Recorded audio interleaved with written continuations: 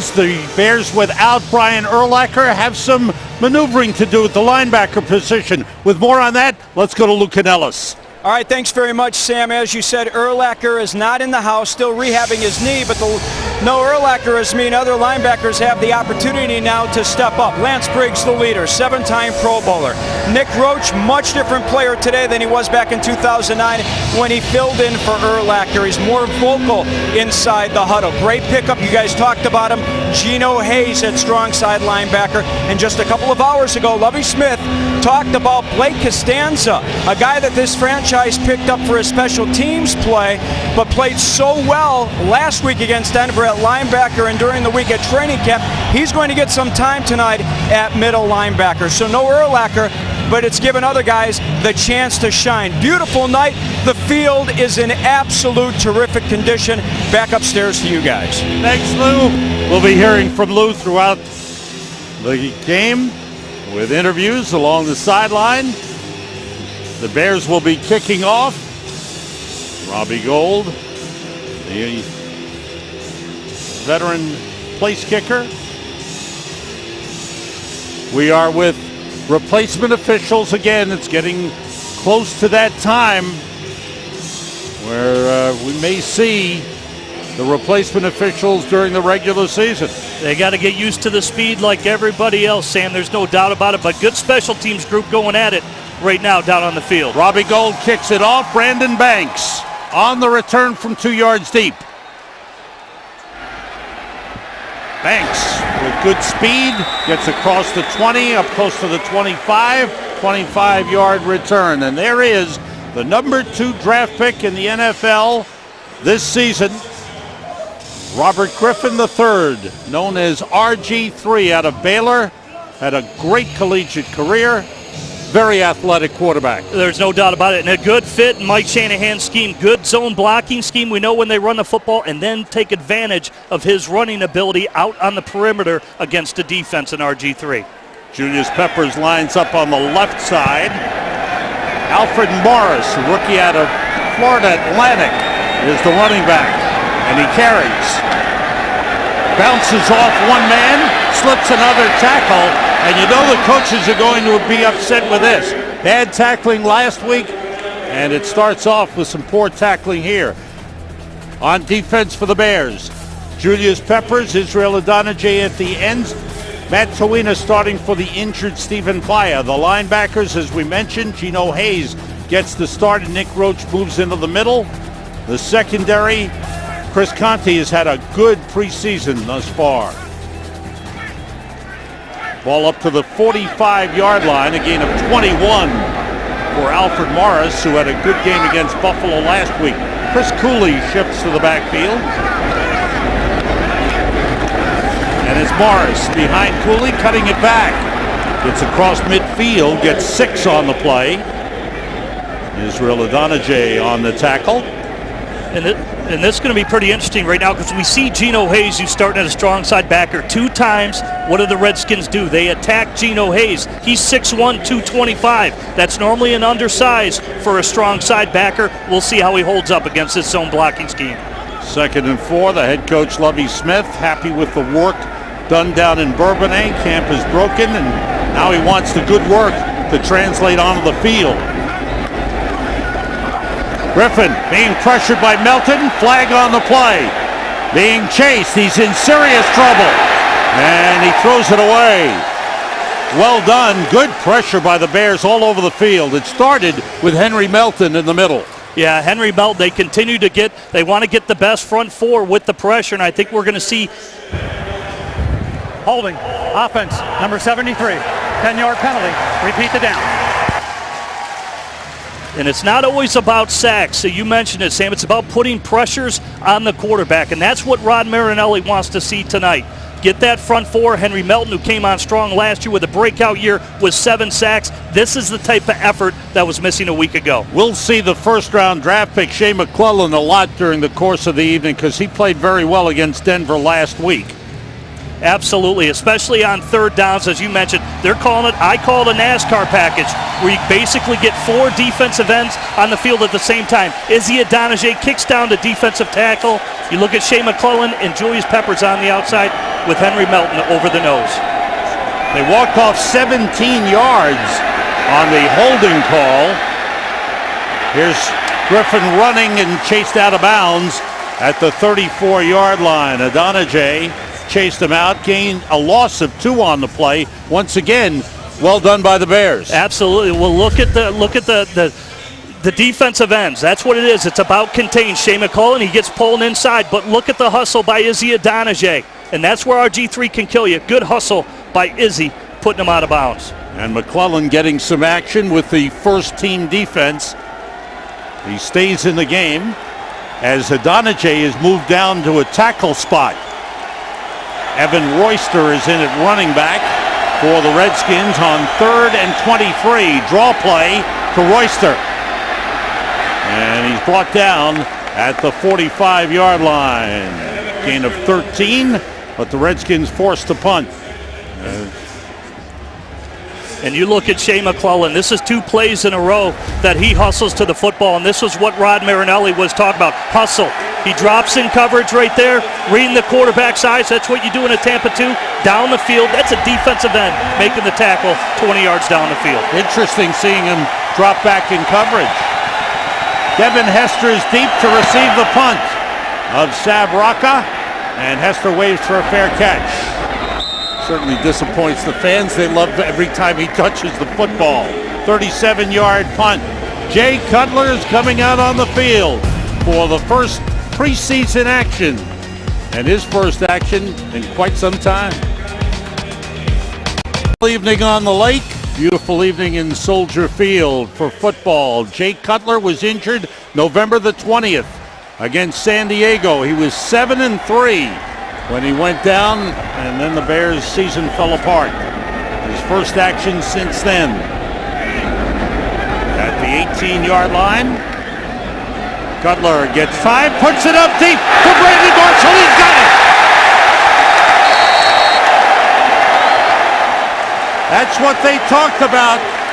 That magical combination that worked so well in Denver. 41-yard gain. I'll tell you what, this is what Jay Cutler and what they were talking about. Gee, explosive. Get down the field, beats the defensive back off the line of scrimmage. That's just a straight go route, Sam, and Jay Cutler threads the needle, hits him in stride on the outside. He beat Cedric Griffin on the play. Marshall has been a happy man in training camp, reunited with Jay Cutler. They had a couple of great seasons together in Denver. Quick outside to Devin Hester. Hester presents some problems for defense now in a different kind of role for him. Definitely if you get him in space, even like a hitch route right there, off coverage, and then he can beat a man in space and reverses. You look at the speed to the outside right there. And Lovie Smith has said this guy has been a #1 wide receiver through camp. Off coverage, good hitch route, and uses his hands to catch the ball. Nice job by Hester. Gain of 4 on the play, 2nd and 6. Kellen Davis shifts to tight end. Kyle Adams, a tight end, lined up in the backfield. Cutler gets time, throws too high. Looking for Earl Bennett down the field. And you look at right there, I think the key to that one is the protection up front. You see him trade the tight end that you talked about, Sam. Look at Forte, who is their best blocking back. Nice pocket for Jay Cutler. And look at the receiver, trying to work the middle of the field. And he had double coverage, and Jay was just trying to put it high, the only spot that Earl Bennett would have a shot at it. Good protection right now for the Bears early. 3rd and 6. Forte splits out. Empty backfield for Jay Cutler.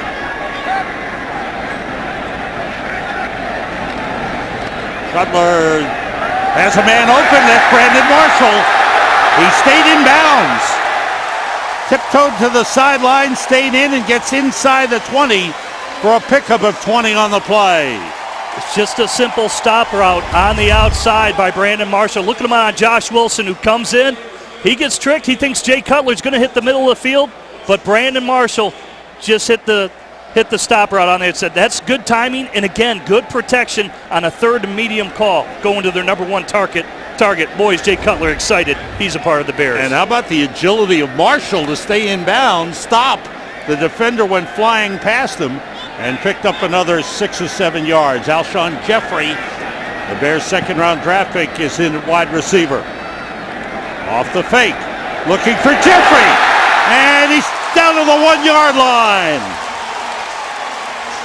Alshon Jeffrey has done everything the coaches have wanted in preseason. He has been terrific. And I think you just see him getting better. Again, look at the play action, sucks the linebackers up, and then he just nails the skinny post to Alshon Jeffrey. Look at the play flake. That's going to help the Bears tremendously. It's just their play action pass alone. Bears come out throwing the football. They're in the Sports Authority red zone down at the 1 yard line. And it's Michael Bush for the touchdown. Impressive drive, Sam. That is an impressive drive. And that's why you got Michael Bush from the Raiders. Great short yardage goal line running back. Look at the blocking up front again. Look at it, point of attack. Look at Spade. Seals it off. The tight end. Klutz cleans it up, the fullback. This is what Mike Tice, the offensive coordinator, wanted to see. The intensity and the physicality up front. They're showing it tonight for the Bears. This is exactly what the coaches envisioned when they put this offense together. That's an 82-yard drive led by the great passing of Jay Cutler. And, of course, that combination of Cutler and Marshall. Extra point is good. Michael Bush, he'll be the man in the red zone to carry the load on short yardage situations. Tyler Klutz, the fullback, leads the way. Bush takes it into the end zone, capping off a beautiful 82-yard drive. Oh, you gotta love it if you're a Bears fan.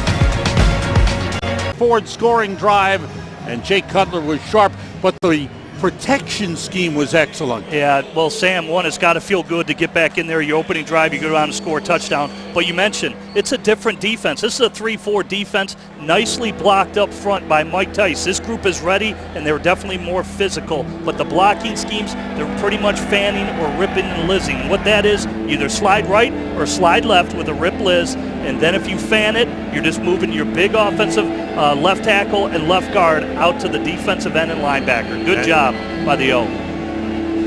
Robbie Gould to kick it off. Brandon Banks, number 16, deep for the Redskins. A deep kick goes through the end zone. A touchback with leg by Robbie Gould.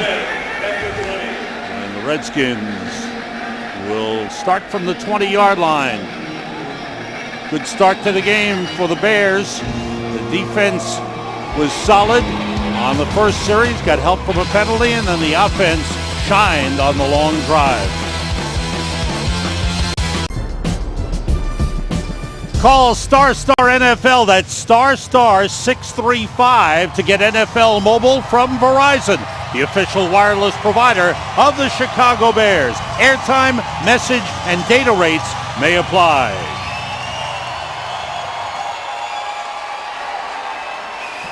Redskins from the 20. Matt Towina is back at defensive tackle, along with Henry Melton. Peppers and Adonijay the ends. Griffin rolling. Looking downfield, nobody open. Once again, good containment. Tim Jennings, the cornerback, comes up and forced Griffin out of bounds, a gain of 4 on the play. And Rod Marinelli preached all week for the defensive end. It's angles. Again, you see Izzy Adonijay playing the bootleg naked off of the fake of the inside zone run. He's got that straight angle to the sideline. Runs Robert Griffin III out of bounds again. Good hustle. A look at Tim Jennings, who's done a good job as the starting cornerback. 2 tight ends in for the Redskins. Griffin looks like an audible at the line.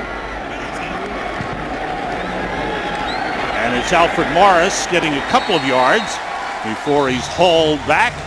Henry Melton on the stop. Melton, who was known as a pass rusher when he first got to the Bears, has really rounded out his game. He's doing a nice job inside. I'll tell you what, and Rod Marinelli, again, how you beat an inside or a zone blocking team offensively is you've got to get upfield. You can't run sideways. If they get you on roller skates, it's over. You have to penetrate. That time Henry Melton did it. Evan Royster, number 35, second-year man out of Penn State, is in at running back. 3 wide receivers. 3rd and 3. Pressure on Griffin, but a good pass is grabbed by Hankerson. And Chris Conti, the safety, with a tackle, 16-yard pickup. Leonard Hankerson, second-year man from Miami, with the grab. Now it's a bunch set for the Washington Redskins. They run really a switch by the 2 inside receivers. And that's a good hit by Chris Conti. But it just, when you look at DJ Moore, he just got held up at the line of scrimmage with the switch by the bunch set receiver set of the Redskins. Mistake on my part. That was Santana Moss on the reception, the veteran wideout. First down at the 43. Alfred Morris again puts his head down and gets up to the 44-yard line. Nick Roach moves in on the stop. What are your thoughts about the Bears moving Roach into the middle? Gino Hayes playing outside linebacker with Brian Urlacher out. Now Brian's pointing toward opening day, but you never know. Yeah, well, you look at Nick Roach. He's done it before a few years ago when Brian Urlacher had a wrist injury, and now they say he's cerebral. He's now the quarterback of the defense. He's getting more vocal and making the calls because Lance Briggs' best placement is as a run-and-hit linebacker at the wheel. So Roach should be just fine till Urlacher returns. And the toss to Morris. Bounces off a couple and is wrestled down at midfield. Chris Conti with the first hit. Matt Towina got there as well, a gain of 6 on the play. Right there, Roach got to read that one a little bit quicker on the pitch to the outside. And he's got the tackle. Look at the beeline by him. He's running right through. You got to weed through the trash. He does it. Now explode. Make the tackle. Don't allow the running back to fall forward. Now, Urlacher, that's the difference. You're giving up some athleticism, but Nick Roach is well equipped. He'll just read that a little bit quicker. Good one to learn from. 3rd and 2 for the Redskins. Royster is in at running back for Washington. There's Pack the defense. Griffin still has it. And the short toss is incomplete. He tried to go to Niles Paul, the tight end, the converted wide receiver, second-year man out of Nebraska. Again, you're going to see a lot of movement plays, faking off the inside zone run. They sneak Niles Paul, as you mentioned, a converted tight end from a wide receiver position. It's just not an accurate throw. Yeah. It's not an accurate throw by RG3. When you throw to your left, if you're a right-handed quarterback, you got to get all your eyes towards your target, meaning square your shoulders, square your hips. That time RG3 did not do that. Eric Weems waits for a fair catch inside the 10, 40-yard punt. Bears defense has come up strong. Jay Cutler out for his second series with a lead. Join Lou Canellis, Jeff Joniak, and Tom Thayer for Bears Game Day Live, brought to you by Subway every Sunday morning at 10:30 during the season on Fox Chicago. Lovie Smith, as we said, wants to see his players play better with more intensity in this game. They've come out well. Jay Cutler's second series starts from the 9. Matt Forte, his first carry in game action in preseason, takes it up to the 15. Well, you look at it, it's an easy game. Press coverage, you run right by him, and that time Brandon Marshall runs past Cedric Griffin for the big play down the field. Now off coverage, that's his Josh Wilson playing off. Easy, just run the stop route. So we make this game a little harder than it is, Sam. Off coverage, hook it up. If there's press coverage, run right by him. Nice throws by Jay Cutler. 2 tight ends in. Spaeth shifts. Kellen Davis on the left side. Forte carries. And no gain on that play. It'll be a 3rd down coming up. Ryan Kerrigan making the stop. Matt Forte, who signed the big contract after some long negotiations, but it came through, and certainly a very important man for the Bears' chances. I'll tell you what, he can do it all. This is a modern-day workhorse at the running back position. He can catch it, he can run it, and he can block. Exceptional for the Bears. Third and a long 4. 3 wide receivers in.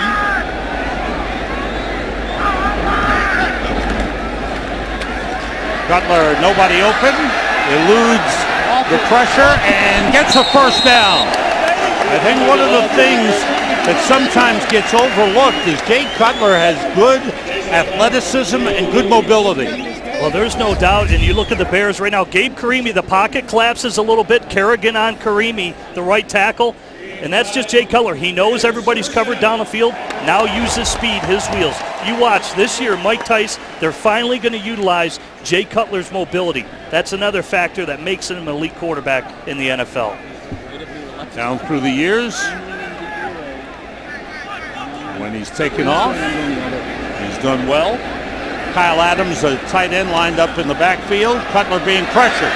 Throws, and he's got Devin Hester. Slips by one man, out of bounds, just short of the 40-yard line. Good job under pressure by Cutler. And that's just a good feel by him, shuffling in the pocket. And it's good protection. And this is a deep play action pass again. 7-step drop. Well, he shortens it because he feels the pressure, slides to his left, and then that's just a good throw. Hester goes out, an injured player on the field for Washington. We'll be right back. And Arakpo has gone to the bench.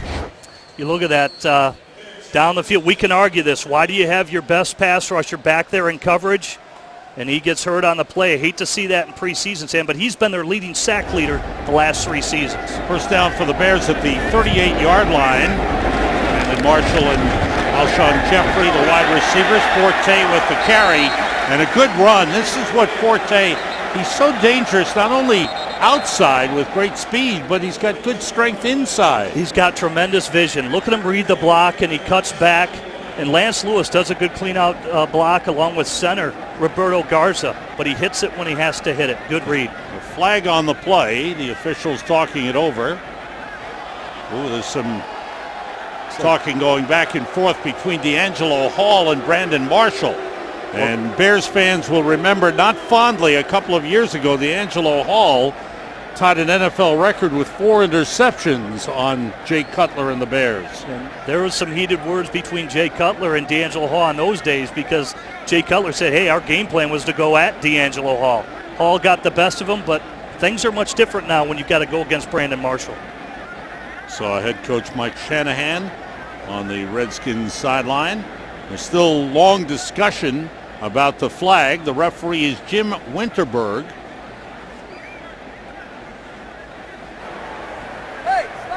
Personal foul, unnecessary roughness. Chicago, number 17. Live ball foul, 15 yards. Repeat the down. It's on Alshon Jeffrey. There's the call. Let's see what the rookie did. Well, he's going fisticuffs with D'Angelo Hall. D'Angelo Hall got the first shot in. And, hey, I'd credit Alshon Jeffrey. No, there's no sense letting a veteran intimidate you. He's not backing down from anybody. And there's nothing wrong with that. D'Angelo Hall gave him a cheap shot to the face, and Alshon Jeffrey was determined to finish it. You hate to see penalties, and that's what Lovie Smith is telling the official right now. Hey, it's always the second guy that gets caught, and Alshon Jeffrey was the second guy on that flag to get caught. Jeffrey goes to the sideline. Devin Hester is back in, and they go empty backfield. And Forte splits out wide to the right. Cutler steps up and trying to fight off the pressure. He's brought down by Adam Carricker. To participate in the Toyota Fan Zone, tweet your Bears questions to us right now using the hashtag BearsToyota. Jim and I will answer the best question or questions later on in the game. Jim has good answers to everything. I promise you. Don't talk to my wife. That's debatable. Ball back at the 35-yard line. Have to get to the 48 for a first down. Forte, the running back. Kyle Adams lines up in the backfield. Forte cutting it back.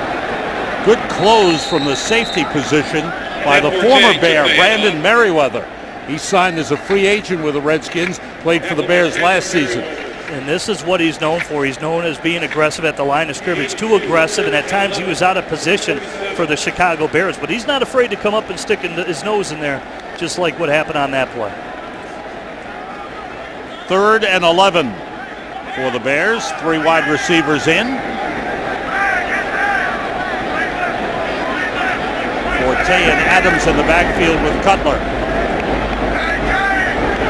There's some movement on the line. I think Gabe Karimi may have moved a little False bit. start. Offense, number 67, 5 yards. Repeat the down. You say Chris Spencer moved first. And that looks like where the overload blitz was coming from on the 3rd down. It's 3rd and long. It looked like the Washington Redskins were going to heat them up a little bit. And obviously, Jay, it's the same thing. You're trying to hold the snap count so that they can figure it out up front. And I think Chris Spencer just got a little anxious on that play. Kellen Davis, the tight end. Matt Forte, the running back.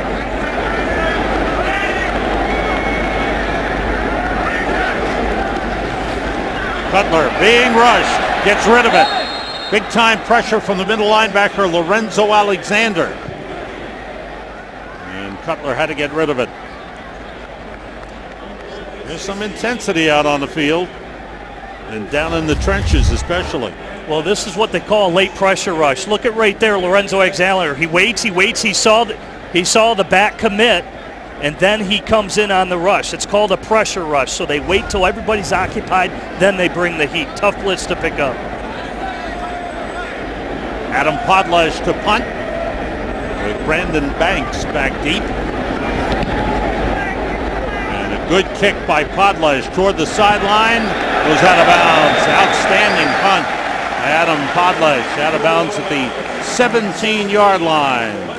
We are late first quarter with the Bears leading. Watch Fox Chicago News at 9 weeknights with Bob Surratt and Robin Robinson. Here at Soldier Field, Adam Podlesh and Robbie Gold, their positions are secure. Ryan Quigley, who does a little place kicking, a little punting, did some work at training camp to take the load off the regulars, but you know that Podlesh and Gold will be in there start of the season.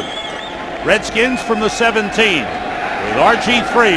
Robert Griffin III at quarterback. Big time pressure, avoids it, but he's brought down, the ball's loose. And the Bears have it. Julius Peppers recovers the fumble. Israel Adonijah knocked it loose. Well, I'll tell you what it is. It's pressure again. It's Major Wright from the backside. He blitzes off the edge. You'll see him outside here. Gets to the quarterback. And then, of course, you look at Izzy Adonijah. He cleans it up. Swats that football out of there with his right arm. Nice job. Good hustle again by the Bears. But Major Wright and that safety blitz is what got it going. We were talking to Rod Marinelli before the game. He said number one thing they preach is takeaways on defense. And then tackling. And how about the hustle tonight? They knew they were going to have some special angles because of RG3. And you see the Washington Redskins trying to protect RG3 with a lot of 2 tight end sets. That's really going to condense the defense and why the Bears felt confident bringing that safety blitz from the backside. With the turnover, the Bears 1st and goal at the Redskins 8-yard line.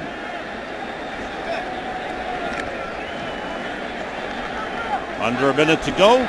Changes on the offensive line. Chris Williams, the left tackle now.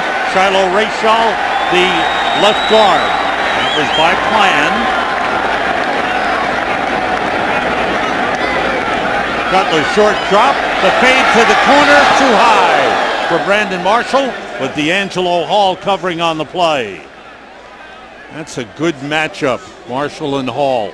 And this is fine for the Bears. They go 2 tight end sets, so again, it's just one-on-one on the outside. Throw it up there for the big man. If he gets over top like that, Jay Cutler wants to fade stop him. If he gets behind D'Angelo Hall, he'll lead him to the back of the end zone. That time, just a tough throw to make for Jay. Alshon Jeffrey is back in at wide receiver. 2 tight ends in, and it's Michael Bush. Carrying, he's in, touchdown! What a move. Wait till you see this replay. Watch the big man on Perry Riley, the linebacker, in the hole, one-on-one. Just an inside zone run for the Chicago Bears is all that was. Well, that's exactly, we said it earlier after the 1 yard run, but that's the reason they got him. He is big, he's strong, and he's a good runner. And don't forget what a great athlete he was. People forget this guy was a quarterback in high school. And look at the inside zone run. It's right here. Watch Perry Riley. Watch him juke. Watch him juke the linebacker, Perry Riley, right there.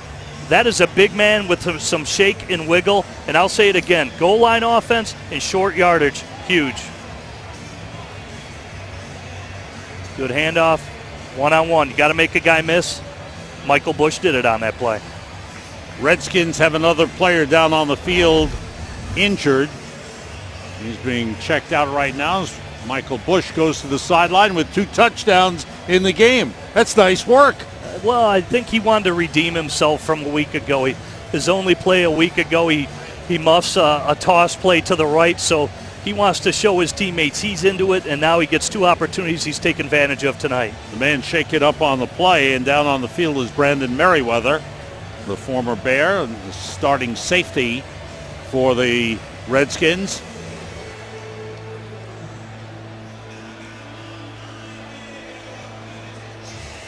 Bears with an outstanding first quarter.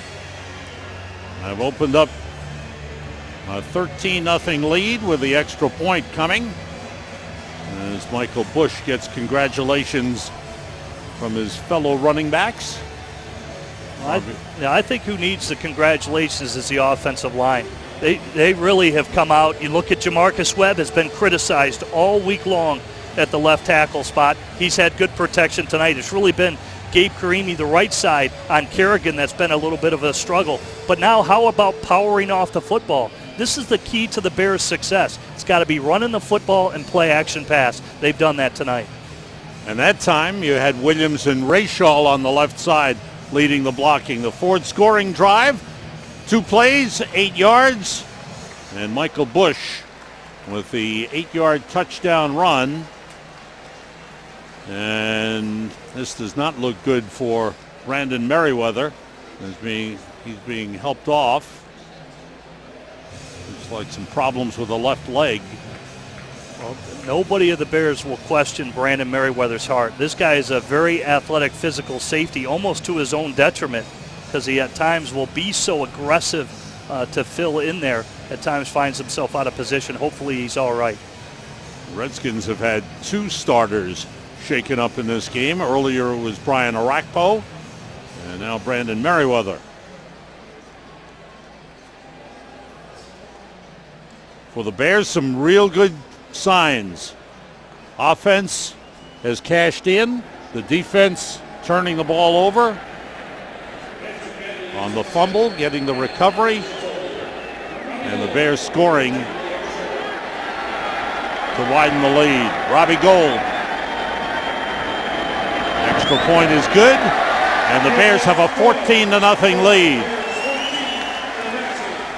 All things going right. Well, this is how it all started, Sam, right here. You look at Major right on the outside. He pressures Israel Donajee, the defensive end, hustling, swats that ball away. And then how about the touchdown by Michael Bush? Second touchdown of the night. That's a physical run and making a guy miss. Look at him. Guys bouncing off him right there, breaking tackles. Good offseason acquisition for the Bears at running back. You know, he talked about, Michael Bush did, he doesn't only want to be a short yardage guy, but if he keeps doing that, you know, that's money. Let's get an update on what's going on the field. Here's Luke Canellis. Yeah, to follow up on what you're saying, Sam, his quote was, I don't necessarily like being a battered ram out there, but because he's 6'1", 245, everyone figures he loves the punishment. He doesn't. It was nice to see him get the football from 8-9 yards out there. Remember, he had a career-high 977 yards rushing last season for the Raiders when Darren McFadden had to sit out with injury. Phil Emery, very familiar with Michael Bush. Remember, Emery in Kansas City saw Bush twice a year in Oakland. One other quick note, Mike Tice was barking at his offensive line on the previous set of downs because Jay Cutler had no time in the pocket, and the offensive line came back and stood up against that defense of Washington's. Thanks, Lou. Robbie Gould's kick to Brandon Banks. 5 yards deep, he brings it out. And a good return by Banks across the 25. And down at around the 28-yard line, Anthony Walters makes the tackle. 33-yard return by Banks. He's got his job on the line for the Redskins. For the Bears, Mike Tice. He wasn't happy with the offensive performance last week, I can tell you that. He was really upset, lack of intensity, but he's gotten his guys to perform thus far. They've done a nice job tonight. And he's intense, and he's a straight shooter. These guys knew they had to come out, be physical, and perform. Ball spotted at the 29. And Alfred Morris is brought down. No gain on the play. Peppers, look at the long arms. He is just unbelievable. That's an outside zone running play. This guy is his wingspan is incredible with what he can do as a guy 6'7", 290 pounds, and the way he can run. Blake Costanzo, number 52. We talked about him earlier, as Lou did on his linebacker report. He's in at middle linebacker. Gino Hayes is out, and Nick Roach is moved over to the outside linebacker spot. Off the play fake, Griffin being rushed. Kawina's got him with help from Adonijay. Third sack of the game for the Bears. We've reached the end of the first quarter. The Bears coaches drew it up well, and the players are performing. Bears lead it 14-0. Offensive coordinator Mike Tice was the starting quarterback at the University of Maryland in 1979 and 1980 before coming into the NFL as a tight end with the Seattle Seahawks. Well, pretty impressive. You look at him. I mean, well, you know how the quarterbacks are. They are pretty boys back in the day. I believe he married his high school sweetheart. But talk about being humble. You go to the NFL, you're part of the grunts as a tight end up front on the offensive line, really an extension as a tight end. He really has become humble, and that is a quality coach right there. He's been at it a long time, very knowledgeable. Yeah, comes into the NFL, became head coach of the Minnesota Vikings, joined the Bears as offensive line coach, now offensive coordinator. And Lou Canellis will have a special feature on Mike Tice at halftime. Griffin gets time, finds an open man crossing the field. Jennings with the tackle. And we got a flag on the play. Pierre Garçon, the man on the reception. Garçon brought in as a number 1 receiver from the Indianapolis Colts. Holding, 74 offense. Penalties decline. 4th down. Bears doing it up front again, forcing right tackle Tyler Columbus to hold because of the pass rush.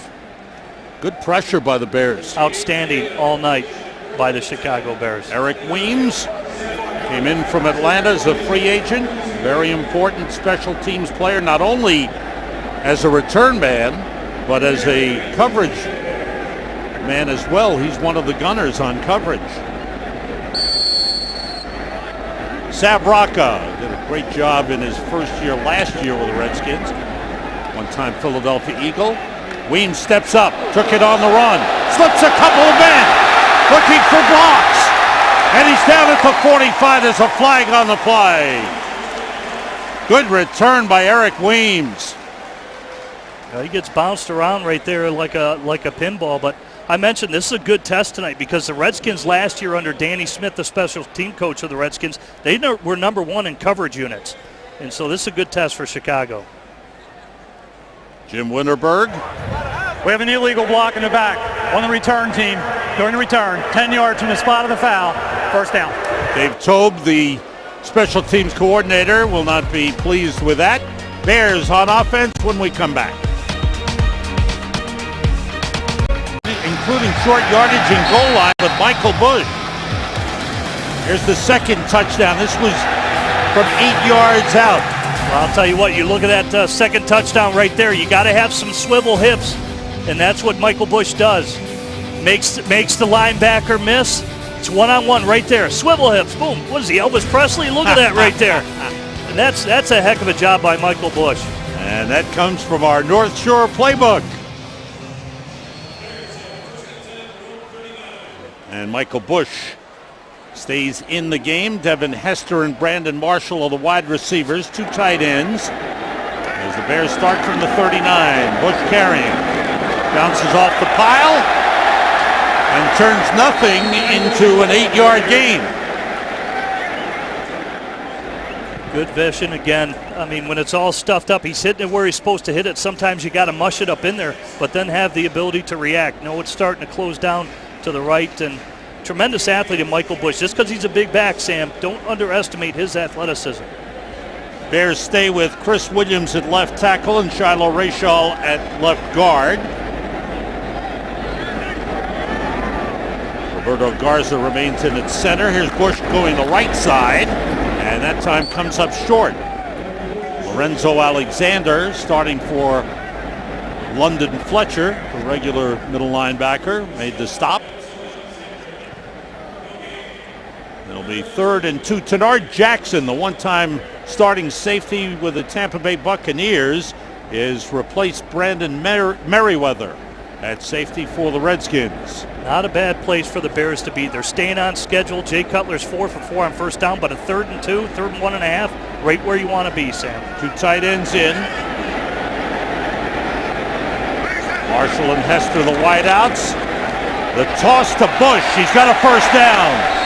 Alexander, the middle linebacker, made the stop, but a good lead by Jay Cutler. Yeah, he knew that Bush had the free release to the outside, and again, feeling the pressure to the right. Knows he's got it. He knows the backer now is not on Michael Bush right there, and that's going to be the open guy. It's almost a hot read. They didn't bring the blitz, but he knew he out-leveraged the defensive lineman of the Washington Redskins. Nice throw. If the wide receiver's open, does he throw it down the field? He could, but he knew he had the defense out-leveraged. Easier throw, the shorter the throw. Deep drop, going long for Brandon Marshall, and some contact, but it's incomplete. Covered by Josh Wilson on the play. Great protection again by the Bears offensive line. Again, because you're going downtown. It's going to take time to throw it downtown. Look at, you got the solidified. Look at Matt Spaeth. He's in helping. You got Michael Bush helping. This is what we talked about. It's Marshall's calling for the ball, tries to wall off Josh Wilson right there. Good job to throttle him. But look at the play call right there. Going downtown, he had a tight end in help, and he had Michael Bush in to help in protection. That's a practical play call Wilson when you go deep. Hooked Marshall's arm on the play. That's a completion to Bennett. Earl Bennett on the grab. 20-yard gain. And Bennett is so reliable. This is a steady Eddie right there. Good protection again. Earl Bennett. That's a nice zip throw. Look at him. Beats him to the outside. Josh Wilson again, then crosses his face. Jay Cutler, he throws a bullet in there. That's how that had to be thrown, because Josh Wilson had the coverage underneath. Cutler's 7 for 11. Bush is upended. Falls forward to the 27-yard line. Medea Williams on the tackle, a gain of 2 on the play. Some good work up front by the offensive line. It's what you want, Sam. It's a balanced attack right now. They can go throw short. They can throw deep. They've run the football. They've thrown play action, and the offensive line has been steady throughout all of it. Now, what do the Washington Redskins do? They got to be prepared for everything. The blue line, that's the line of scrimmage. The yellow line, the first down line. They're brought to you by Lexus. 2nd and 8. Cutler leads Bush. It's off his hands, incomplete. D'Angelo Hall was there for Washington. That looked like a safety valve more than anything else. Bring up a 3rd and 8. Cutler 7 for 12, 122 yards. And has hit a big one to Brandon Marshall in the game. Bears have had a good job putting together this wide receivers core. And the man across the way, Mike Shanahan, knows Jay Cutler. He drafted him into the NFL in the first round in Denver. Timeout Bears. They want to talk it over on 3rd and long as Jay Cutler goes to talk to Mike Tice. Watch Good Day Chicago weekday mornings. We have what Chicago is talking about. And I think what Chicago will be talking about tomorrow morning will be the Bears offense. Outstanding tonight. And you want to know what? This was the vision, I believe, of General Manager Phil Emery. Just when you talk about in the division, Green Bay, number 1 in the NFL. They averaged 35 points a game. Detroit averaged just over 29 points a game. Last year, the Bears only averaged 22. This offense is explosive that they were hoping it to be. Here's 3rd and 8. Cutler being pressured. Gets rid of it, almost intercepted. Tried to get it to Earl Bennett, and Josh Wilson had it in his hands and dropped it. This is a tough one. I think he expected Earl Bennett to really cross Josh Wilson's face. It's just a little drag route underneath. Feels the pressure. This is really the first pressure Jay's had. They bring Lorenzo Alexander up the middle. Earl Bennett's got to keep on coming. Earl Bennett's got to keep on coming. That's what Jay was hoping he was going to do. So the Bears get a break as the pass falls incomplete, and Robbie Gould will attempt a 45-yard field goal. Adam Podlesh, the holder. The long snapper is the 15-year veteran Patrick Manley. And Gould puts it right through. Oh! Bears with a 17-0 lead. Robbie Gould's got a strong leg. And from 45 yards, he rarely misses.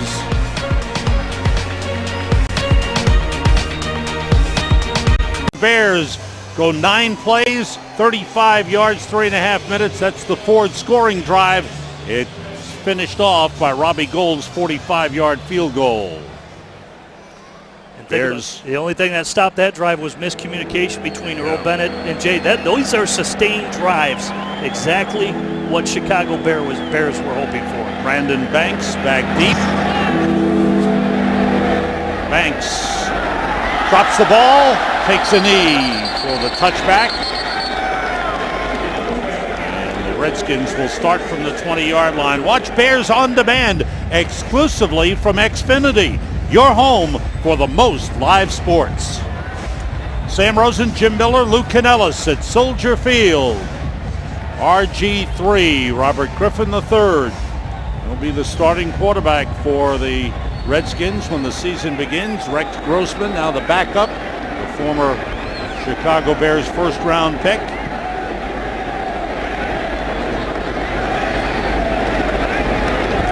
It's Alfred Morris slipping one man, and then Matt Towina brings him down. Henry Melton got a piece of him, slowed him down, and Towina, the other tackle, making the stop.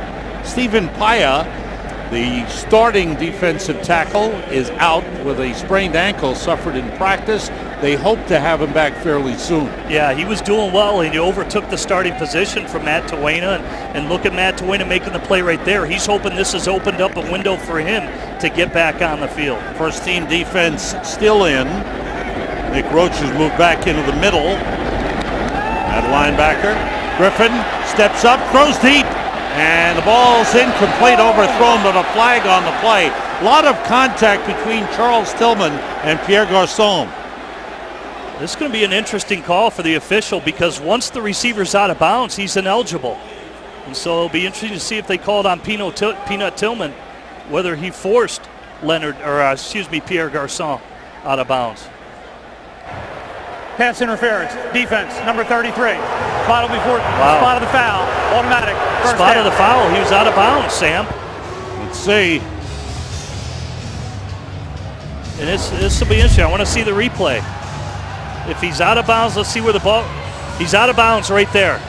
He's out of bounds, and they called the flag. Let's see where they mark it. They marked it at the Bears' 45-yard line, a 34-yard penalty. And yeah, he threw it after the play. Peanut Tillman has every bit of right to real estate right there. He can run the receiver out of bounds. He's running in stride with the receiver. To me, that's a bad call. Looks like an incorrect call. Griffin off the play fake rolling, and he gets rid of it and completes it inside the Bears' 35 to Leonard Hankerson, the second-year man out of Miami, a pickup of 11 on the play. A lot of rollouts, a lot of movement for RG3. This is typical Mike Shanahan. Go back to the days of John Elway when they picked up Jake Plummer from the Arizona Cardinals. How about when they drafted Jay Cutler out of Vandy? Taking advantage of a quarterback's athleticism. This was where RG3 really can pressure you on the perimeter. Ball at the Bears 34. Major Wright steps up, showing blitz. He's coming. Alfred Morris going straight ahead, not getting much, maybe half a yard on the play. Good job up front by Matt Toina.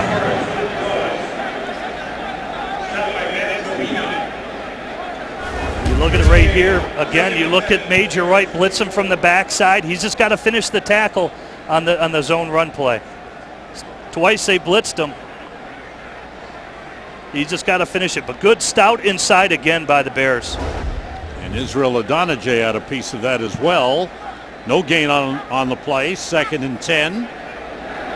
Bears first defense with Matt Costanzo at middle linebacker now again. Griffin throwing, completing to his wide receiver Pierre Garçon. Garçon, who had great years with Peyton Manning in Indianapolis. Yeah, really a breakout season last year for Pierre Garçon and the Indianapolis Colts. Lance Briggs, they're just trying to high-low the weak side backer. Lance Briggs comes up and makes the tackle. Not too much there. It's the zone coverage, and he's just taking what the defense gives him. Yeah. Good reaction by Lance Briggs. Shea McClellan in at defensive end as the Bears shift their defense. Adonijah moves inside. McClellan the left end, Peppers the right end. This is pressure. 4 defensive ends on the field at the time for the Bears. 3rd and 5. Griffin gets time. Nobody open. Being chased, and he's got the first down. And there you see that athletic ability and the run ability of Robert Griffin. This is where he kills you. He had over 2,000 yards in college rushing the football, 33 touchdowns at the end of the day. Shea McClellan gets closed inside. Then Israel Adonijah gets beaten on the edge. Trent Williams, there's Peppers screaming across the field. He can run now, but that's a rookie mistake by Shea McClellan. He runs a spin move, gets sucked inside. He's responsible for contain on that side where RG3 made the run. 14-yard run. Here's the Bears' first-round draft pick, Shea McClellan. Shaking his head. It's a learning process. As we said last week, he did some real good things. He had a couple of mistakes. But you see him getting more and more responsibility, seeing a lot more time with the first-string defense. Absolutely. He knows it. It's 3rd down. This is what RG3 does best, and he tries to spin move to the inside. You can't do it. We always talk about gap integrity and understanding the contained by the defensive ends of the outside. That's a good one for Shea McClellan, first-round draft pick to learn from. First down at the Bears 15, and they stop Alfred Morris for a loss. Blitzing from that side was Major Wright again. And he was there to make the tackle. Well, they're bringing the heat. There's no doubt about the Bears. And you look at, here he comes again from the outside. But how about Nate Collins, too, the defensive tackle? You and I talked to Rod Marinelli. He's been impressed with him. Look at him blow it up right there. That's nice. So now you got the contain from the outside, and Nate Collins, blowing it up from the inside. Nowhere for the running back to go. Couple of changes for the Bears on defense. That time the ball is knocked down incomplete. Chauncey Davis, number 94, is in at defensive end. Julius Peppers has stayed in, and we mentioned number 78, Nate Collins, is in at defensive tackle. Lance Briggs has come to the sideline. And to me, that says a lot about Nate Collins. And Rod Marinelli, you and I talked to the defensive coordinator before the game. He is impressed about this kid's toughness.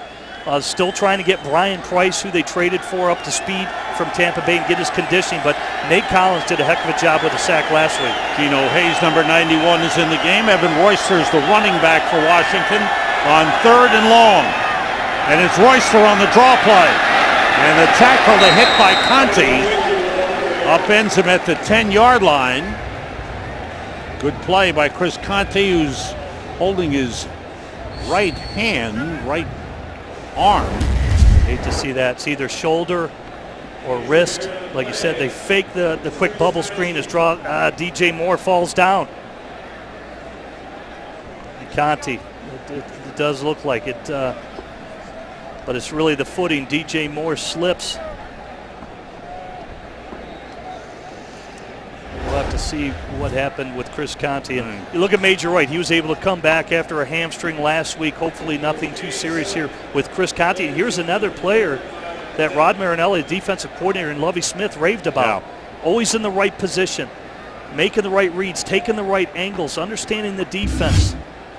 And the safety position has been one that's been in flux in recent years. Different players coming in each year. Conte came in as a draft pick last year and started. And that's a good sign that he's up and walking off under his own power. And Lovey's out maybe there. Just a bit of a stinger. Well, hopefully that's the case for him. But you give him credit because one of the players who's backing him up, Craig Stelz, is another player who's had a phenomenal camp. They are high on this fifth-year player from LSU who's, again, always in the right position, starting to understand, or I should say understands the defense and where he needs to be. And so they do have some depth there. Defense holds, and Neil Rackers will attempt a 28-yard field goal. And the kick is through. Rackers and Graham Gano in a battle for the number one place kicking job for Washington.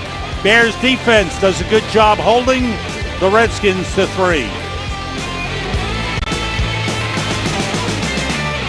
Chicago Bears Network presents the Bears All Access Radio Show, brought to you by Sports Authority. Bears players will take over your radio, and the next show is Thursday at 6 p.m. on WSCR 670. The Score. The Ford scoring drive. The Redskins 9 plays, 70 yards.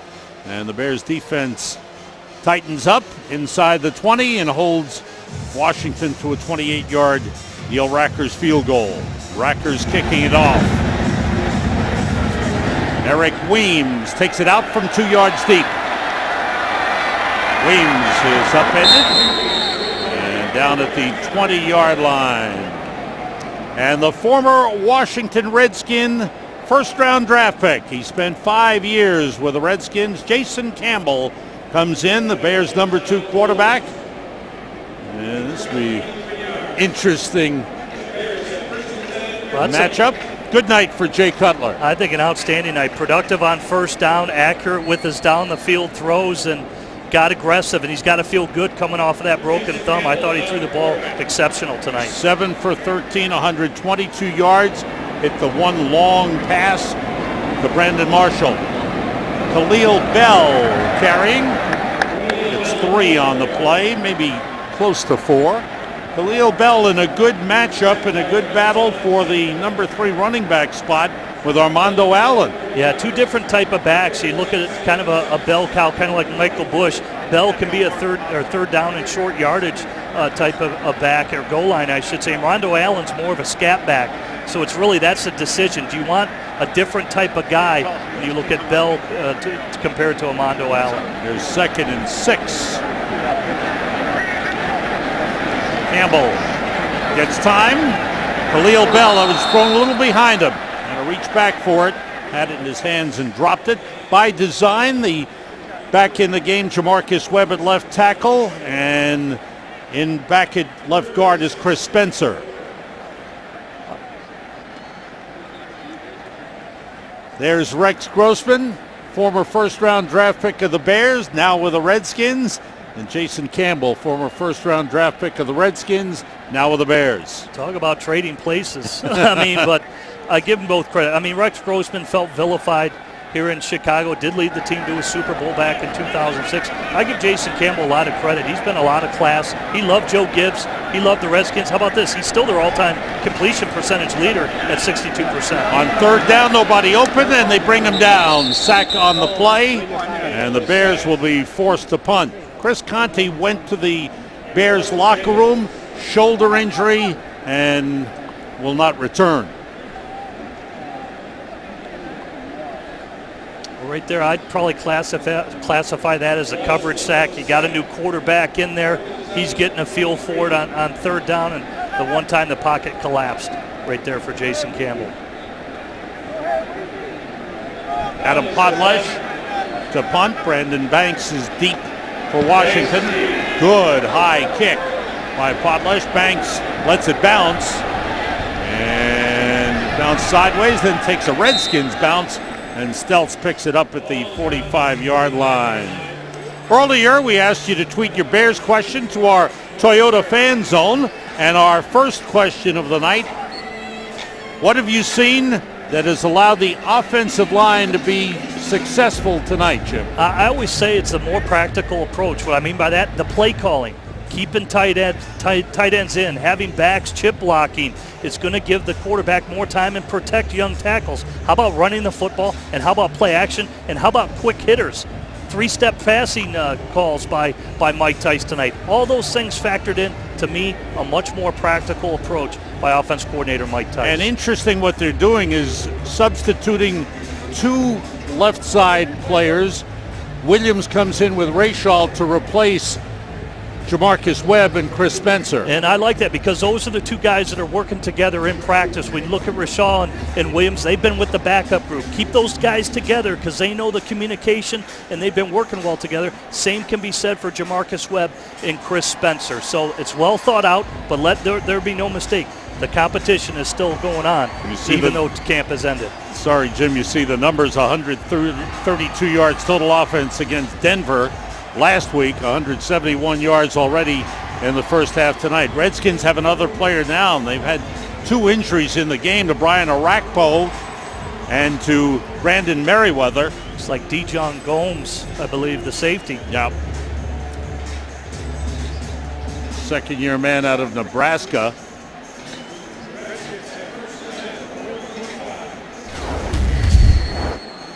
It's on the left side of your screen, right there.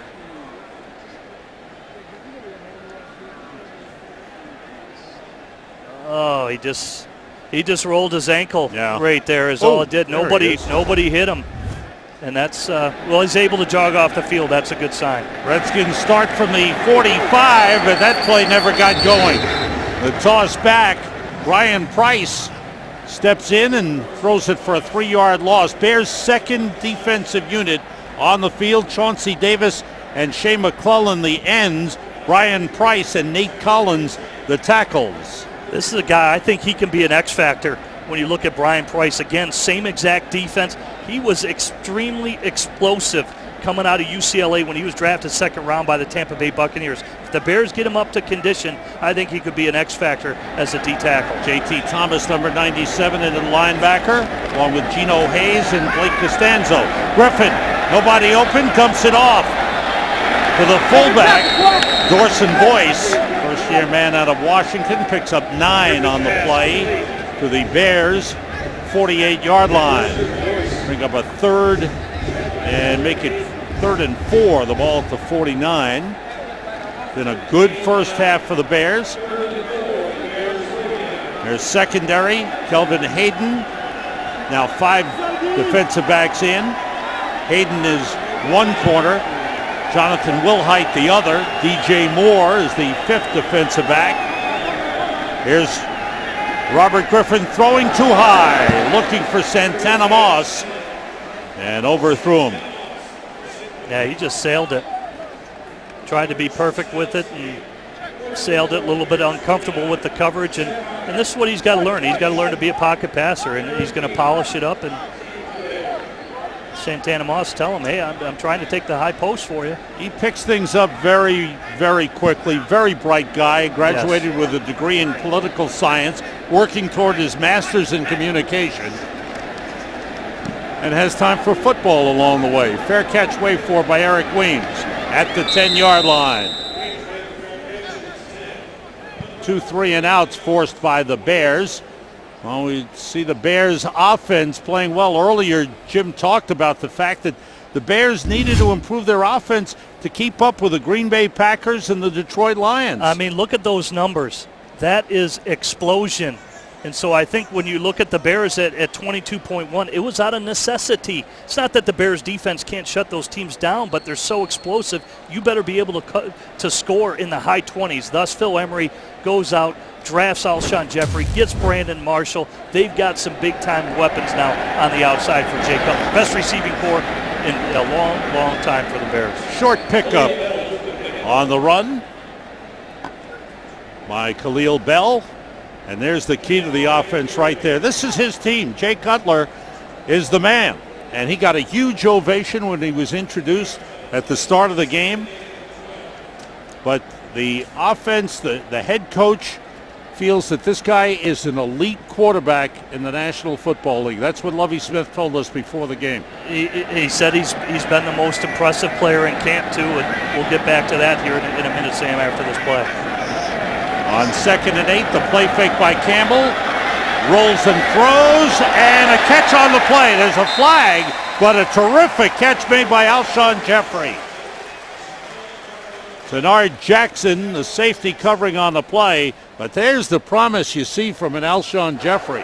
Pass interference, defense, number 34. Penalty enforced at the spot of the foul. Automatic, first down. These guys are so big, Sam, you can't defend them. And then look at the ball placement by Jason Campbell. Big, physical, he's going to shield the defender. Watch the ball placement by Jason Campbell behind him. You can't go through the receiver. You can't go through a guy who's 6'4", 220 like Alshon Jeffrey. 2 weeks in a row, he's done well. That's the difference in the Bears receivers now. They've got some big guys that are tough to cover.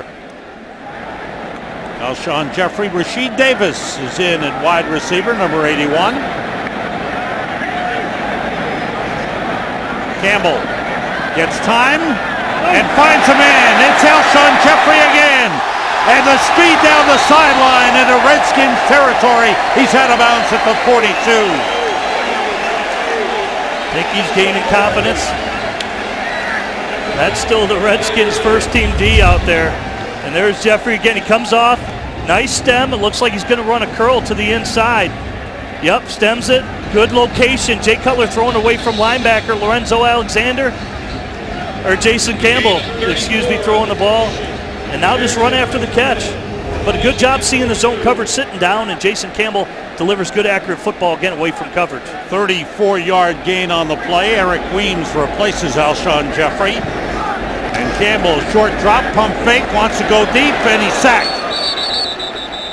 That time, the linebacker, Perry Riley, with the sack. Campbell wanted to put it up for Eric Weems deep. Yeah, that one's going to take some time. That's a double move. If it takes too long, Jason Campbell's just got to throw it up and not take the sack on that play.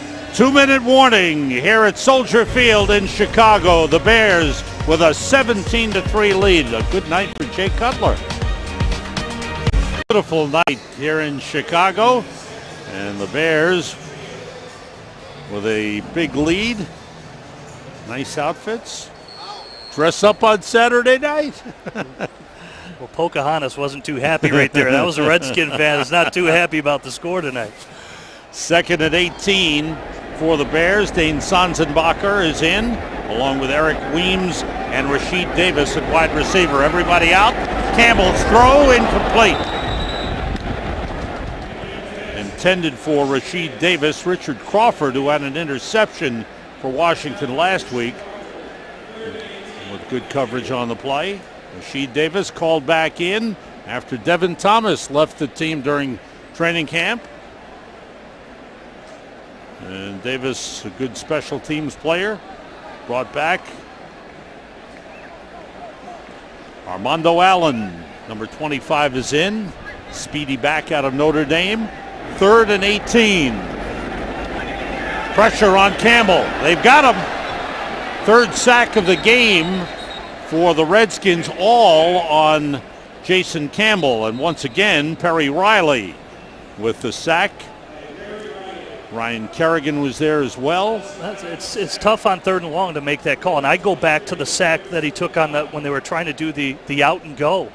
I mean, if you just throw the ball at minimum, you throw it out of bounds, not take the sack, it's a much more manageable situation. And now it leads to a 3rd and long where everybody knows you're going to throw deep, and the Bears' protection couldn't hold up on that play.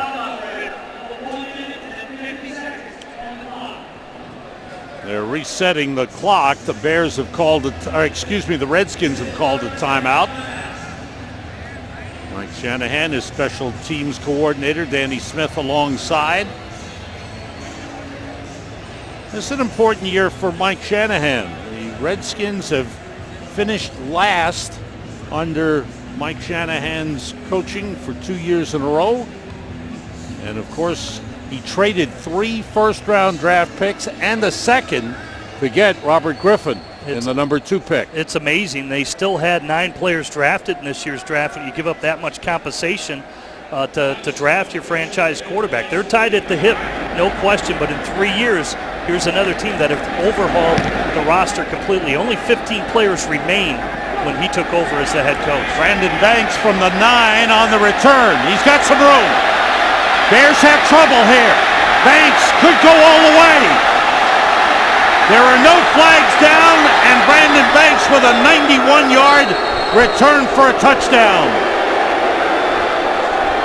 Not how you want to close out the half for the Chicago Bears.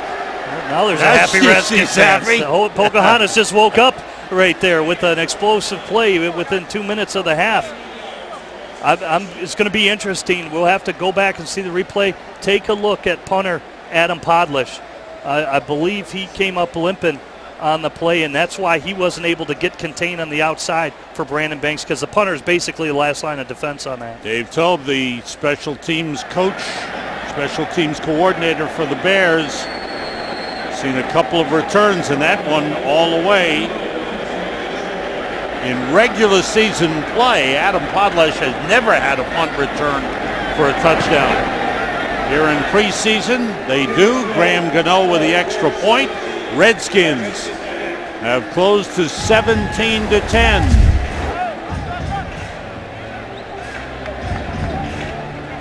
And right there, you'd like to see him secure that tackle right there. I didn't see who missed it, but now look at the edge. Podlish he's the last line of defense. Watch, he pulls up right here. Yeah. Right there, so keep your eye on that. That could be Bears sets. That could be a big blow right there. Hopefully it's nothing serious for the first-string punter. Might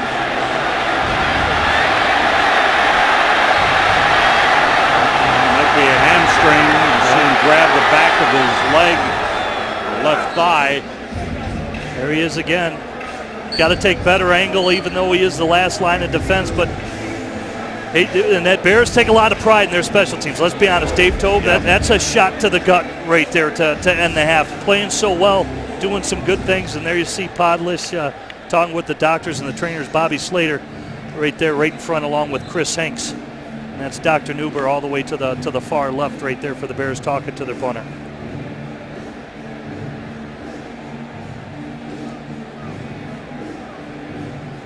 Ryan Quigley is the backup punter. He's getting loose, getting ready. He'd also have to be the holder for Robbie Gold if Podlish can't continue.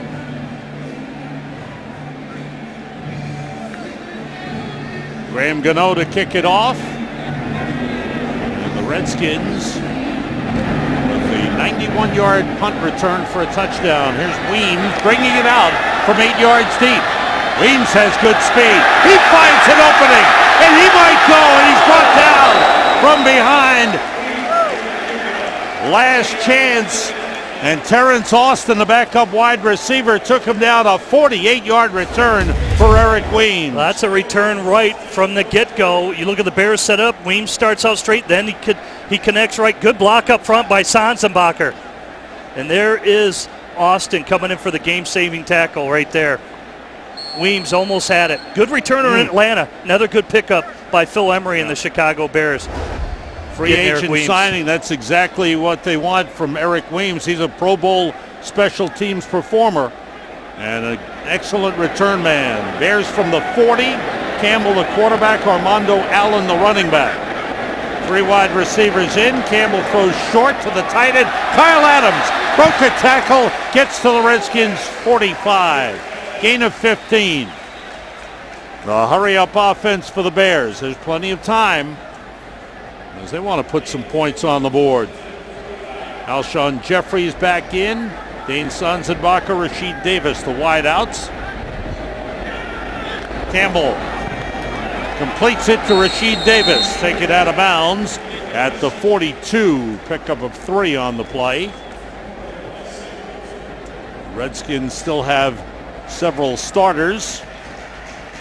Most of their starting defense is still in the game. Bears building up the big lead, led by Jay Cutler, led 17-0, and the Redskins have closed to 17-10. Jay Cutler played 24 snaps while he was in the first half. Back in, Chris Williams and Shiloh Rayshall on the left side of the offensive line. Campbell decides to take a timeout. Time was winding down on the play clock. 53 seconds remaining, first half, and at halftime, stay tuned because Lou Canellis will have a feature interview with the offensive coordinator of the Bears, Mike Tice. And we'll see if we can find out more on Adam Podlesh. Lou, you're down on the field. What do you know? I'm standing right here on the sidelines by the Bears bench, Sam, and as Podlesh was walking off the field, he explained to one of the trainers that when he changed directions, he actually strained his hip. So he left with a hip injury, not a hamstring injury. He'd be a big loss, as you and Jim were talking about, because last year he set a franchise record with his net punt average. So they need him for terrific field position all season long. Oh, you're right about that. Thanks, Lou. So it looks like a hip injury to Adam Podlesh, who's gone to the locker room. And you see trying to chase down Brandon Banks. Couldn't do it. And pulled up. Eric Weems in at wide receiver. Campbell gets rid of it quickly. Too high for Weems. Mediu Williams, the starting safety, stepped in front of Eric Weems. And the pass too high. Campbell took a hit as he released. Bears have a 3rd and 7. Right now a little too long as far as field goal try. It'd be 60 yards right now.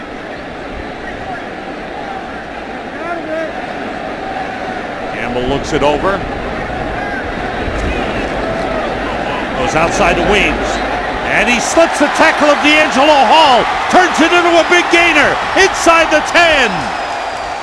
What a play by Eric Weems. I'll tell you what a play by the veteran quarterback, Jason Campbell. He identifies blitz, signals to Weems. Hey, just run a no-look hitch. Now it's one-on-one on the outside.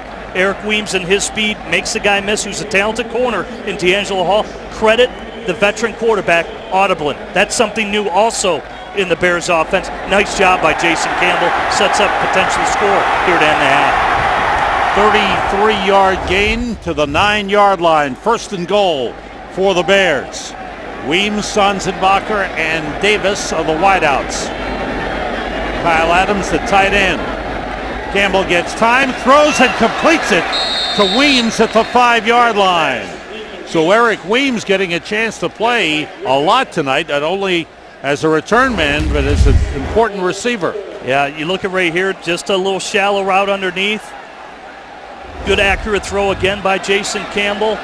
Now the clock is against him right now. Be ready to use those timeouts if you don't score here. Armando Allen, they stop the play.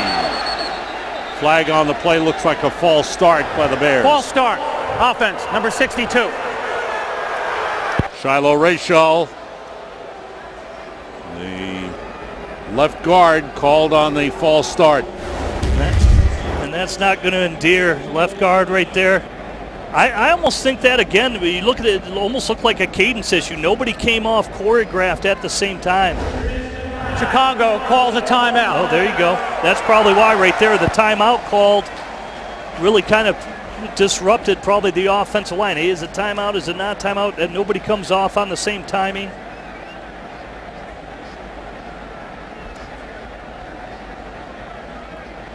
Well, let's take a look right here at left guard Shiloh Rayshall. False start. Okay, there will be no there it is. 10-second runoff. There Chicago it is, will use a timeout. Yeah, it's all on Shiloh Rayshall right there. Probably just looking to get a jump. It's a draw play. Setting for pass, and then he's trying to get down to get his block. And that's not going to endear him to offensive coordinator Mike Tice. Sometimes when you're centers, they can throw you off. You know, they're bobbing their head, they're making some calls, and maybe that threw off Shiloh Rayshall also. With the penalty and the clock moving, the Bears had the option of taking a 10-second runoff which they didn't want, or using a timeout. They used a timeout, and they are out of timeouts.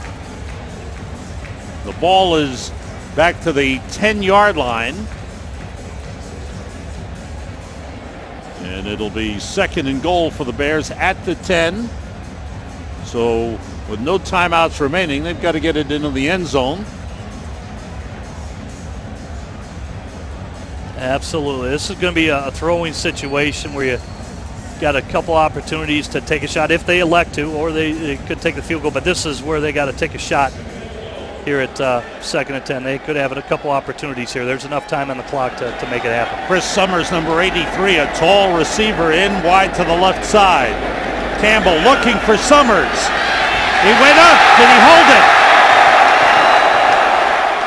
He was out of bounds when he came down with the ball. 6'5", 215 when you look at Summers. Accurate throw by Jason Campbell. Just keep it high for him. Well, goes and gets it with his hands. 1 foot in. Did not stay in bounds. Too bad. That was a good try. The rookie from Liberty. I tell you what, these receivers, it is just shocking how big and physical they are. Bears will attempt a 28-yard field goal. Ryan Quigley is the holder, replacing the injured Adam Podlak. Hold is good. Snap was good by Manley. And a 28-yard field goal for Robbie Gould gives the Bears a 20-10 lead with 3 seconds remaining in the first half. A good drive down the field. A couple of good plays. Interesting, they put the lanky, tall receiver in there and try to out-leap the defenders. Yeah, that's all you can ask for. Weems with the big play. Good check by Jason Campbell against the blitz. They get the big play to get him down there. Sure, they would like to manage the clock better with the false start by Shiloh Rishal, so that's got to get cleaned up. But had 2 opportunities to go for the end zone. At least they come away with points. Yeah. And that's what you got to do here in the NFL. When you get down to pay dirt, you got to score. You want touchdowns, but the Bears will take a field goal right there. The Ford scoring drive. 7 plays, 51 yards, and a Robbie Gould 28-yard field goal, his 2nd of the game, giving the Bears the 20-10 lead. Now Dave Tobe, the special teams coordinator, talking with his unit because he knows the Redskins have shown to be a good return team and doesn't want to give them the opportunity here with 3 seconds left in the first half.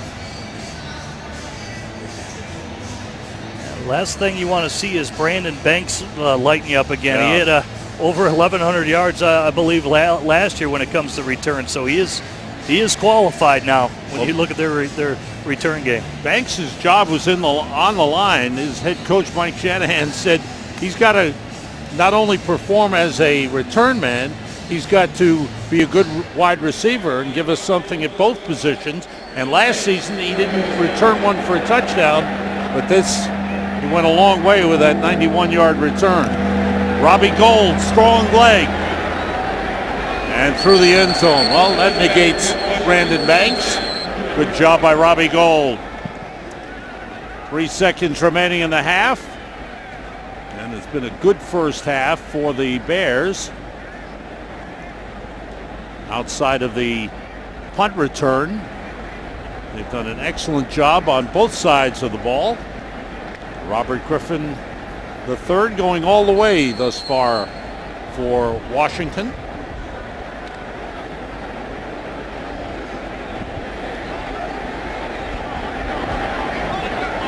And this will be a kneel down, and the first half comes to an end. Stay tuned. Lou Canellis has a special feature interview with the offensive coordinator of the Bears, Mike Tice. Good first half, 2 touchdowns for Michael Bush. The defense came up with some big plays, and the Bears have a 20-10 lead at halftime over the Washington Redskins. Stay tuned. We've got a lot more coming your way. We're moments away from the start of the second half. Let's take a look at the statistics brought to you by Yokohama. Great numbers, as Luke Canellis pointed out, 262 yards total offense.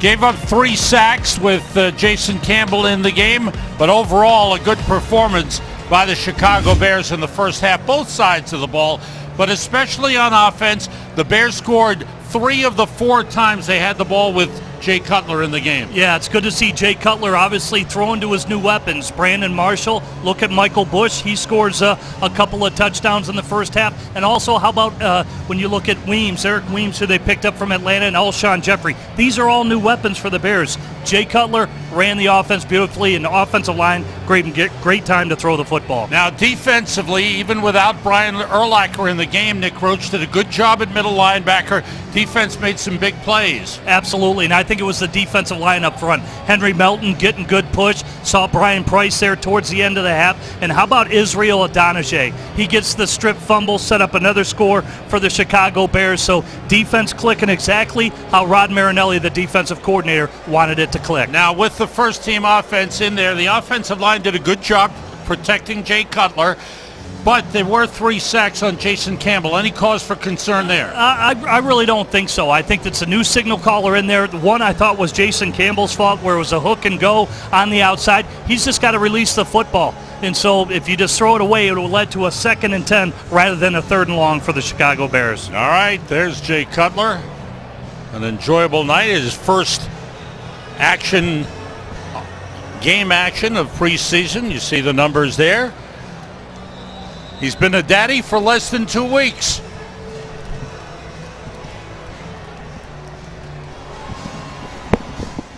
The Bears will receive the kickoff to start the second half.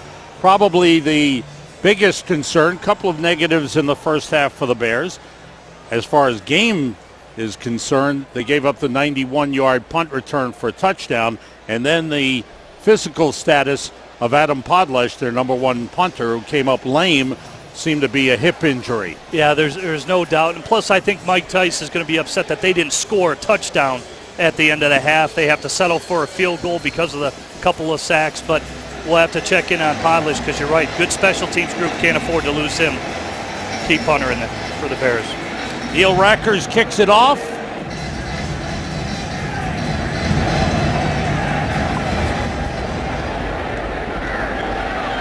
And Lorenzo Booker on the return. Backup running back, weaving his way, and he could go all the way. He's got a bunch of blockers in front of him. Lorenzo Booker to the end zone. 105-yard return. Well, that'll make Dave Tobe smile. Well, it's interesting because we talked at the running back position. There's a key battle between Emmanuel Allen and Khalil Bell, and Lorenzo Booker's now stating his case of why he should remain on the roster. It's his special teams and his return ability when you look at Lorenzo Booker. So right there, makes the most of it. 5th year out of Florida State, really has been his key position in the National Football League as a special teamer. Great return. I mean, he's almost the forgotten man in the running back situation with Khalil Bell and Armando Allen behind Matt Forte and Michael Bush. Extra point is good by Robbie Gould, and the Bears strike quickly on the opening kickoff to start the second half. And look, you got to have the vision. Again, it looks like a return right all the way. Makes 2 guys miss. Right there, look at the vision to cut back. Really just jukes again the Neil Rackers, who is a free agent kicker, the Washington Redskins sign, and it's to the house.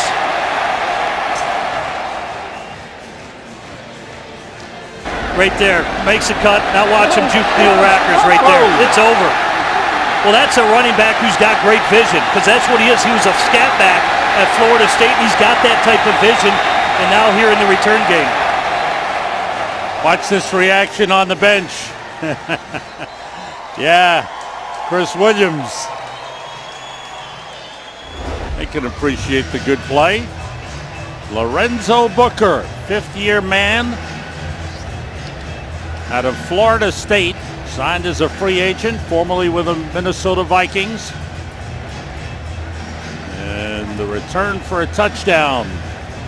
So special teams has given some and has gotten some. Hey, they're trading punches right now. The Redskins get one, now the Bears get one of their own. But these are the type of battles that come down to the final cuts. You look at Armando Allen, who we said first year out of Notre Dame. He's a scat back. That's the same role as Lorenzo Booker, but you look at Booker offers the special teams angle of it. Terrence Austin from 3 yards deep returns for the Redskins. And that time Anthony Walters got there to wrap him up. At the 15, he gets forward to the 17-yard line.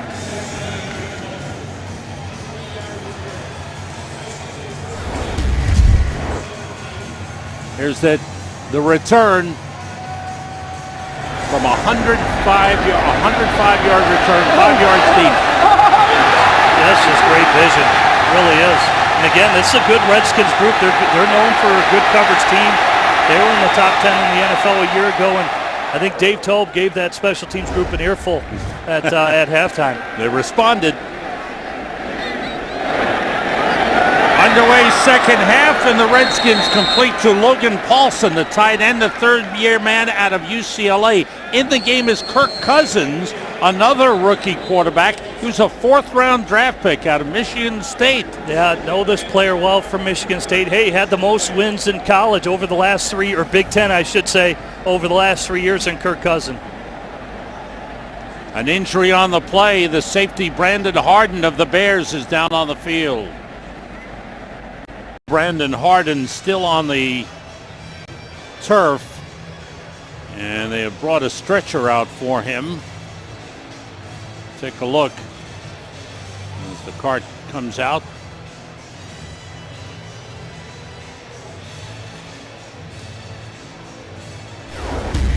Here's the play.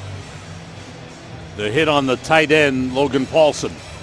And that's the seam route, and again, the league is trying to legislate. Try not to lead with your helmet. Get the shoulder in there. It looks like he just, it takes the wrong angle. And again, Paulson is 260 pounds, and you just wonder with Brandon Harden, because he had a shoulder injury in college. Is it the shoulder? Did he re-injure that? I don't want to speculate, but obviously they feel it's pretty serious, as all the doctors are out there for Chicago. And now we've seen two of the Bears' safeties get hurt. Chris Conte went out a little bit earlier, and now Brandon Harden, who's getting his first action here as a rookie draft pick for the Bears. Well, they want to immobilize Brandon Harden here, get him on the stretcher and up on the cart, and take him into the locker room for medical attention.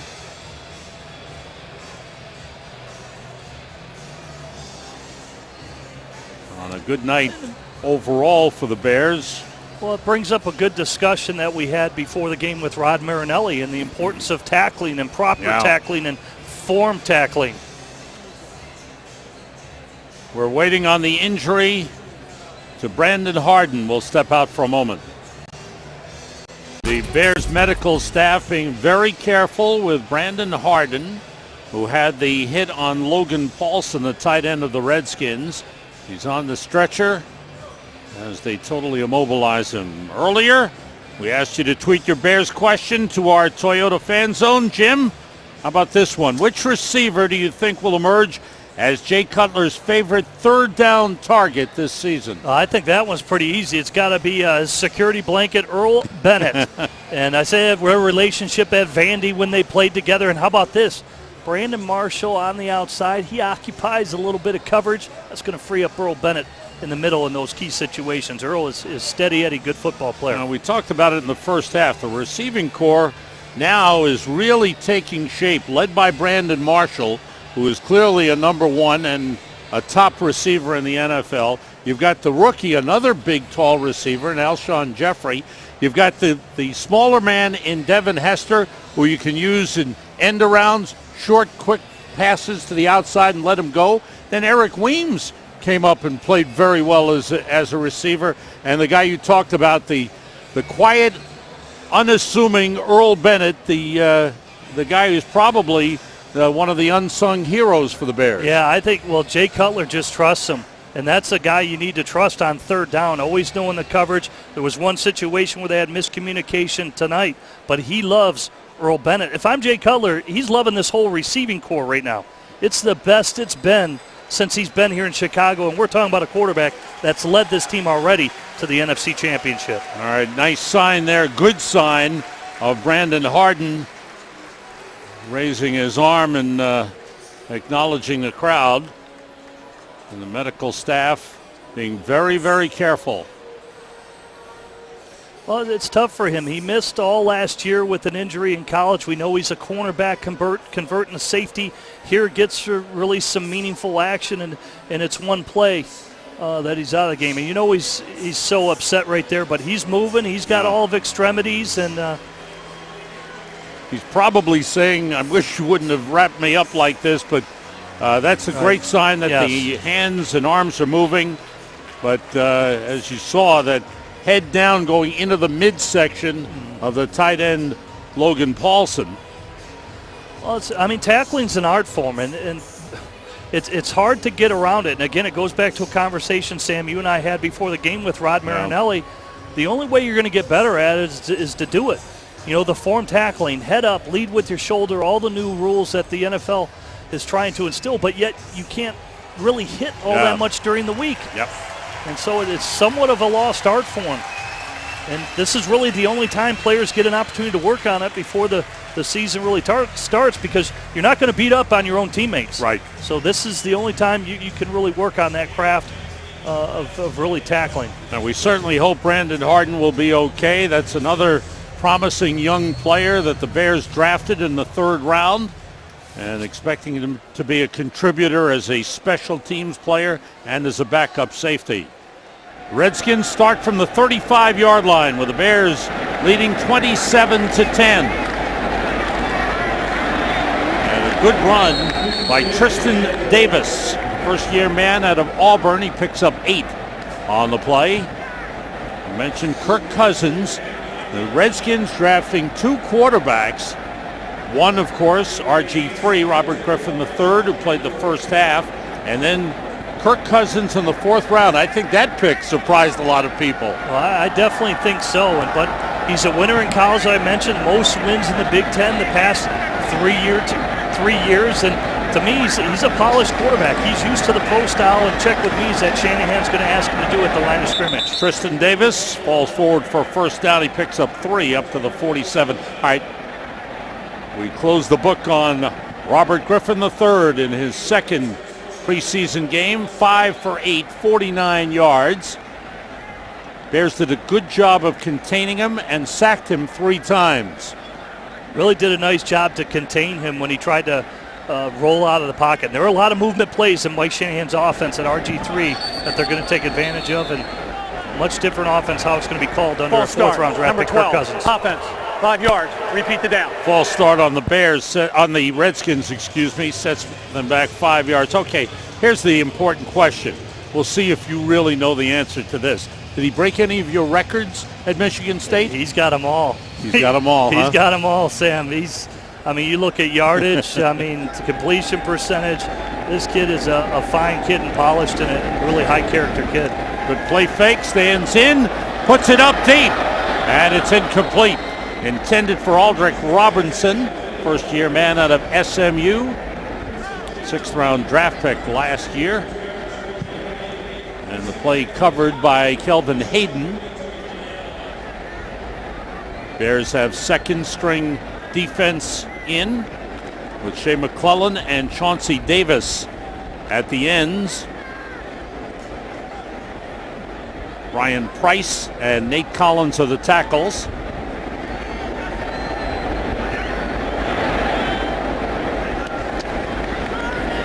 Cousins throws and hits Logan Paulson, the tight end. A first down across the 40-yard line. Pickup of 19 on the play. Good throw by Cousins. That's good timing because he hits his 5th step, and he releases it to the seam, and that's tough on Blake Costanzo at the middle backer to get there. But that's a nice tackle by Anthony Walters. He's getting in the game due to the Harden injury. Ooh, that's good form tackling right there. Wrapping up, has his head up. Nice job by Walters. Anthony Walters and Craig Stelz are the safeties. Cousins chased by Collins and gets out of bounds inside the 35-yard line, or right at the 35. Picked up 4 on the play. Bring up a 2nd and 5. Shea McClellan, who saw some time in pass rush situations in the first half with the first team defense. He's gotten some good playing time in these first two preseason games.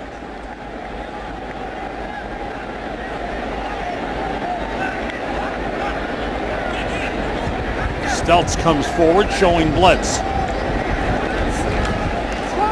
Handoff to Davis, and a good play by Blake Costanzo. Blake Costanzo was brought in to be a leader on special teams. He was second on special teams tackles for the 49ers last season. He's doing a real good job. Yeah, and the Bears like him. He can play all four special teams right there. So McClellan at the point of attack. You got Stelz blitzing from the backside. That's how the defensive line's able to slant at the backside. But look at Costanzo weeding through the trash. And Lovie Smith said, hey, the light bulb's going on. This guy's taking advantage of his opportunity. Now with a couple guys going down due to injury. 3 wide receivers in on 3rd and 7. The rush from McClellan, the pass incomplete. Nice good pressure from Shea McClellan. That's a beautiful spin move by McClellan. You're going to see it at home in your living room. And look at this guy. He continues to impress. He's starting to turn on. Watch the spin. Bam. Oh, that is beautiful by the rookie. Compton just didn't have Tom Compton, a young draft pick. He whiffed at him. That's what we call learning a counter move. It's more than just bull rushing and using your speed. You got to develop more moves. And Shea McClellan, for a rookie, to use a spin move like that in a game, that's big. Neil Rackers will attempt a 54-yard field goal. And the kick will be wide left. Just missed outside the upright. Rackers takes a long look. Was hoping that it might just fade in a little bit, but it stayed outside. So the Bears defense stiffens, and they maintain a 27-10 lead. Take a look at our Subway game tracker. How about these big plays by the Bears? First play of the game, Jay Cutler and Brandon Marshall open it up by going deep down the field. Now you look at the forced fumble on RG3. Israel Donajee with the strip sack sets up the second Michael Bush touchdown of 8-yard run. That's some big plays right there for Chicago. That's our Subway game tracker. Bears start from the 44 after the missed field goal. Jason Campbell still in and throws wide of the tight end Matt Spaeth. The offensive line still has Jamarcus Webb and Shiloh Rayshall on the left side. Edwin Williams is now the center with Ricky Henry and James Brown on the right side. Henry the guard and James Brown the tackle. Adam Rodriguez, one of our Chase players to watch, is in the game at tight end. 4th round draft pick out of Temple. As they go two tight ends line up, one in the backfield. That's Rodriguez. Matt Spaeth, the other tight end. Off the play fake. Campbell gets time and finds Rasheed Davis. He's got a first down at the Redskins' 42-yard line. 13-yard gain on the play. Yeah, it looks like he double clutched it right here. Jason Campbell comes off the play fake. Pressure from the right, steps up. Good off-balance throw. Good off-balance throw, completes it to Rasheed Davis. That's a good job stepping up because he felt the pressure. Khalil Bell on the carry.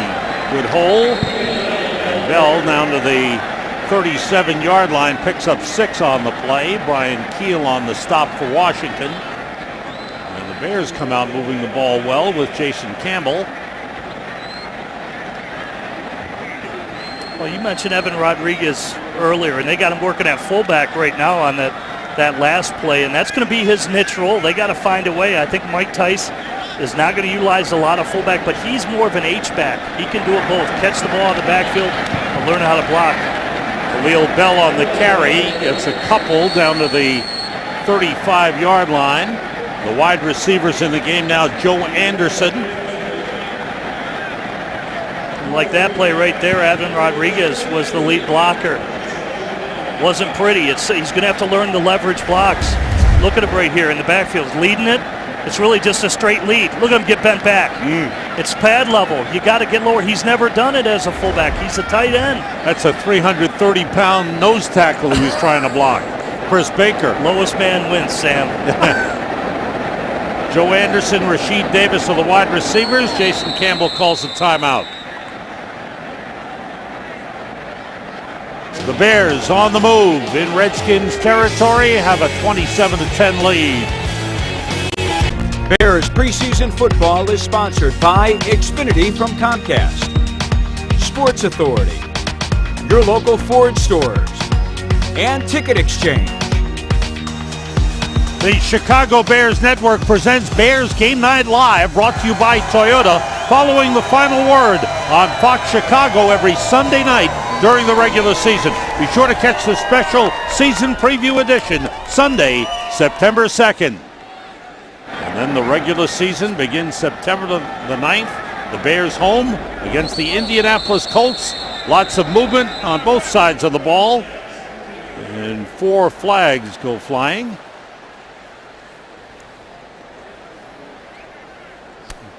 Jim Winterberg is the referee, the man in the white cap.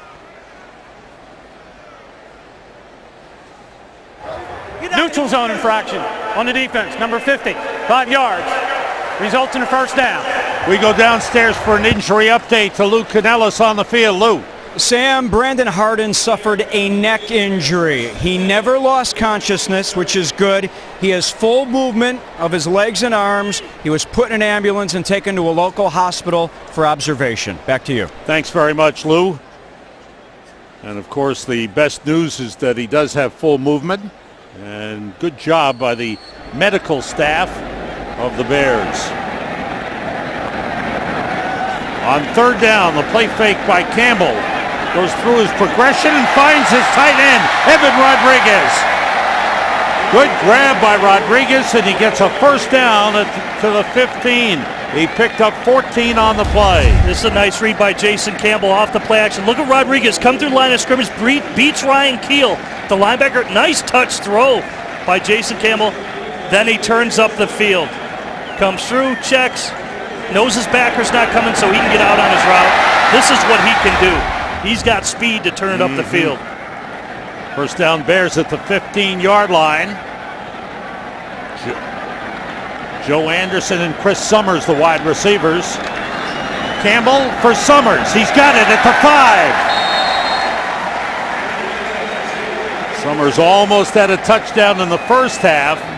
He makes this grab. Look at the timing. Jason Campbell hits his back foot. 1, 2, 3, 4, 5. Real quick. Look at before the receiver even broke. It's just a stop route.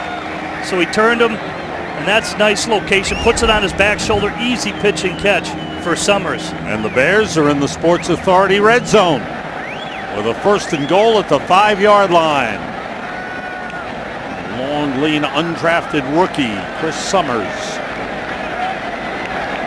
Terrian Crump, number 10 in the lineup. 3 wide receivers. Khalil Bell is the running back. Campbell, fade to Summers. And he couldn't hold on. Good location. Tries to back shoulder fade him. Chris Summers is a big body. 6'5", 215. Jason, 1, 2, 3. Release it. Look at that's just great. His location. He's got to haul that in. You love that body frame, but by definition, what do we know, Sam? Receiver's got to catch it, He's right? got to catch that ball. And he knows it. He's upset at himself, and nice throw by Jason Campbell.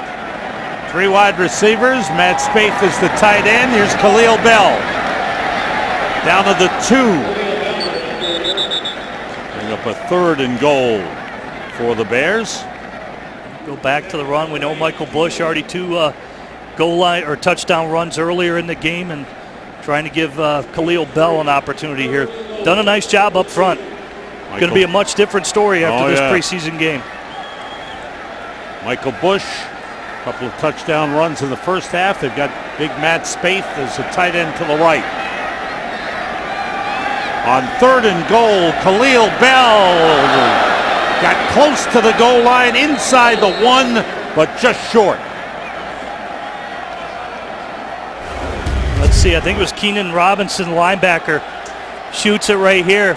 Yeah, look at that's Shiloh Rashaw. He's got to come off his block earlier. Look at Shiloh Rashaw. He's trying to double team. Now he's got to spin off to the backer.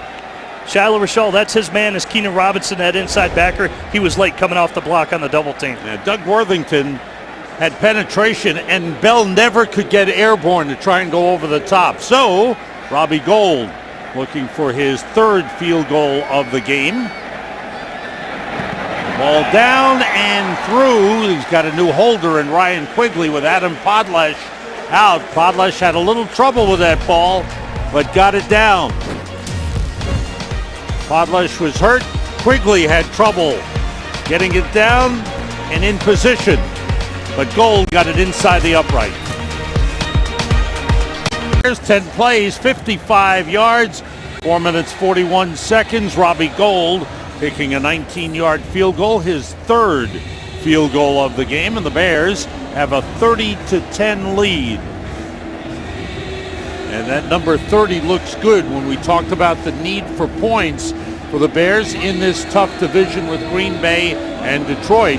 You want to see them putting up that kind of number. Well, you know, also from last week, everybody thought the sky was falling when you lose 31-3 to the Denver Broncos. Completely different story tonight for the Bears. Terrence Austin, the return. And he breaks it outside. Kickoff coverage and punt coverage has been a problem for the Bears. Well, what time is it, Jim? It's Miller time. Jim, give us an aspect of the game that's caught your eye. Well, I'll tell you what, how about Jay Cutler not getting hit right there? A lot of time to throw the football. Look, both sides. Now look at this protection. Off of play action. Look at that pocket. All day long to throw the ball. He could throw it down the field. One last time, this is Jason Campbell. He steps up. When you have time to shuffle twice, you got good protection up front to throw the ball down the field. And Mike Tice has to like that. He was certainly concerned about the offensive line play against the Denver Broncos, but the offensive line has done a good job in this game. They really have. They've really protected Jay Cutler. I think they've ran the football extremely well. I think everything Mike Tice explained to us before the game, he was not happy last week. The physicalness wasn't there. The intensity wasn't there. So he said, guys, you better strap up the chin strap this week and get it done. And there is the offensive coordinator working with his offensive line. And the guys who played the most, the first 7, Williams, Garza. It's going to be a tough tape to break down. Williams versus Webb. What's going to happen there at left tackle? They both done some good things tonight. Spencer needed a comeback game. That pass complete from Kirk Cousins to Desmond Briscoe. Second-year man. Briscoe, formerly with the Tampa Bay Buccaneers, picked up on waivers by the Redskins. They've got a first down. Bears next week in the third preseason game will be at the Giants, the Super Bowl champion Giants. So that will be a good test for the Bears. I think this week was a pretty good test for the Bears. We got Arakpo and Ryan Kerrigan. They had 16.5 sacks a year ago.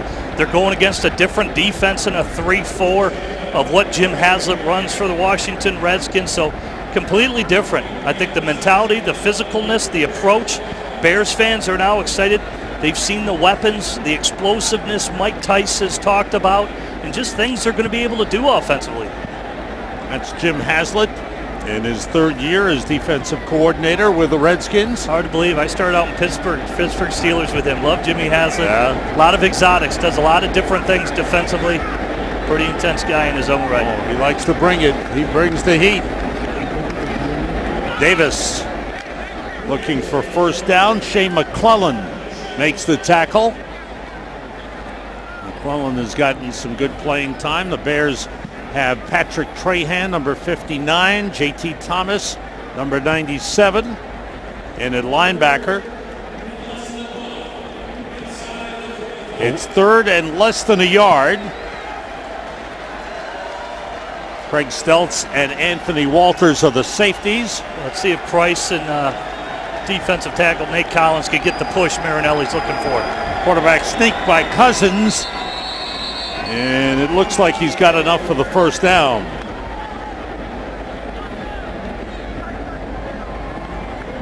certainly key players that the Bears have wanted to look at. As we check out Mike Shanahan on the sideline, we talked about the Bears in a tough division. Well, Mike Shanahan in the division with the Super Bowl champion Giants, though the Redskins beat the Giants twice last season, Dallas and Philadelphia.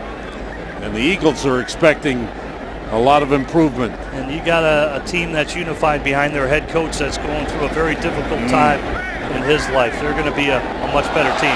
Almost intercepted. Outstanding defensive play by Patrick Trahan. Batted the ball up and dove and just missed the interception. Good reaction right there. And Kirk Cousins just had the ball too low, but that's good reaction by Patrick Trahan to knock it down. Got to get it up and over those linebackers. Trahan leaping as high as he could to bat that ball away. Bears defense has given up only 3 points in the game. One touchdown for the Redskins, a 91-yard punt return. That pass complete to Aldrick Robinson, and all over him, Jonathan Wilhite, the backup cornerback.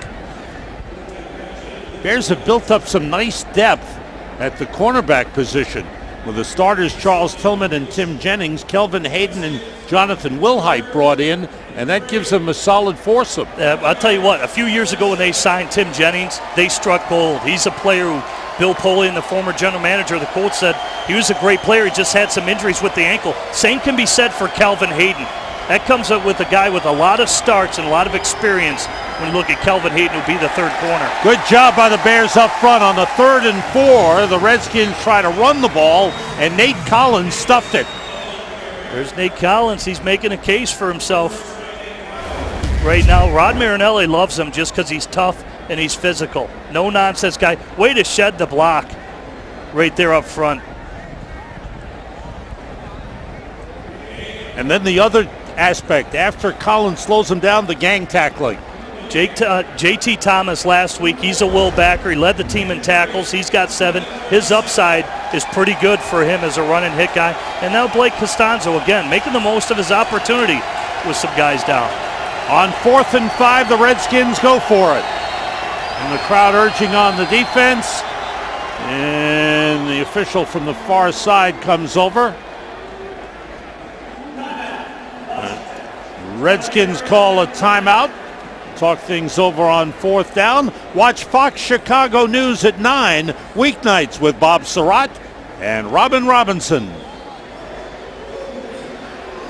Sam Rosen, Jim Miller, Lou Canellis here in Chicago at Soldier Field. It's been a good night. The Bears have played very well. At the Giants next week, by the way, that game will be on national television on CBS. We'll be back with you for the final preseason game on Thursday, August 30th from Cleveland. And the Browns played very well at Green Bay earlier this week. Yeah, they did. Brandon Whedon looked good. And they've got some injuries at their fight right now as well. And I thought it was a very good showing for that group and what Mike Holmgren and, of course, Pat Shurmur has going as the head coach for the Cleveland Browns. They're a young, up-and-coming team. There's 4th and 5. 3 wide receivers for the Redskins. Cousins, the pass broken up. A flag on the play. Oh, are they going to call Wilhite? He reached in, he batted the ball away. He can't understand the call. Let's see what it is. Pass interference. Defense, number 27. Penalty enforced from the spot of the foul. Automatic first down. Let's see. Oh, he's man-to-man on the outside. That's in front of 5 yards. That suspect, it's the one, he's playing the ball, and 2, it wasn't 5 yards. You can do that within the 5-yard box. So now that's the second pass interference I got a problem with. Tillman. Lovie Smith not too sure about that call. It's within 5 yards. That's the rules.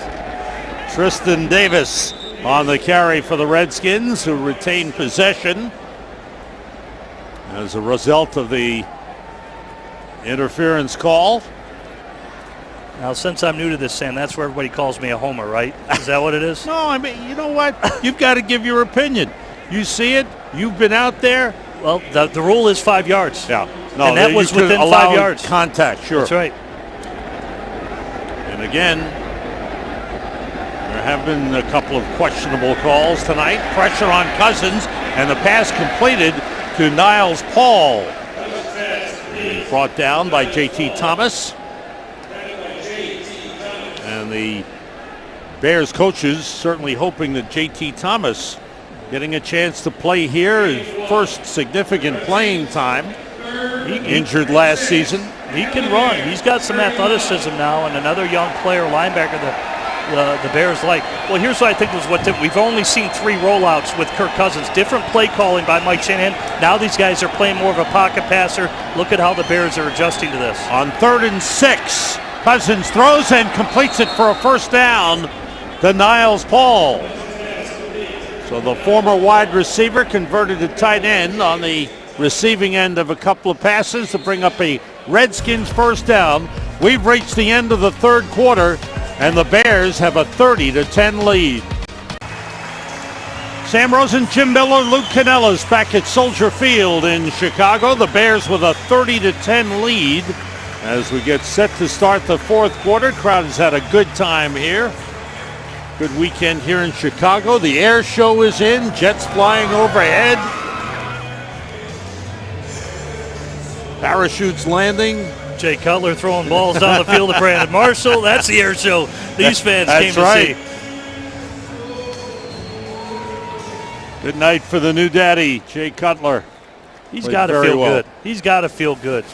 Year off, come back to have that strong of a performance, and he wanted to play well. You want to. You love that at home in front of the fans, Sam. Good for him. Tristan Davis getting outside.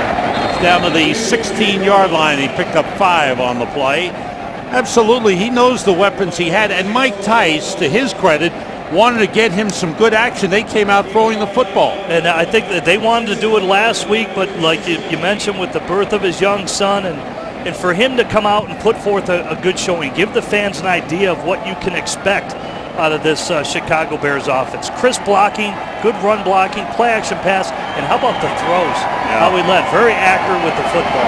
Blitz coming, they go the other way with Davis.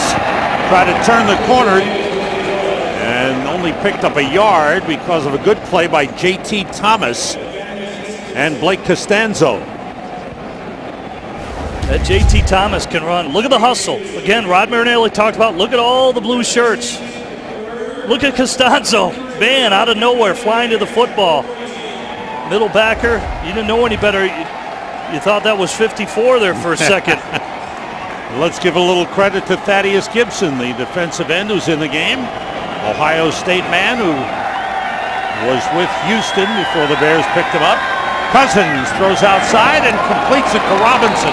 Aldrich Robinson down close to the 5-yard line. He picks up 9 on the play.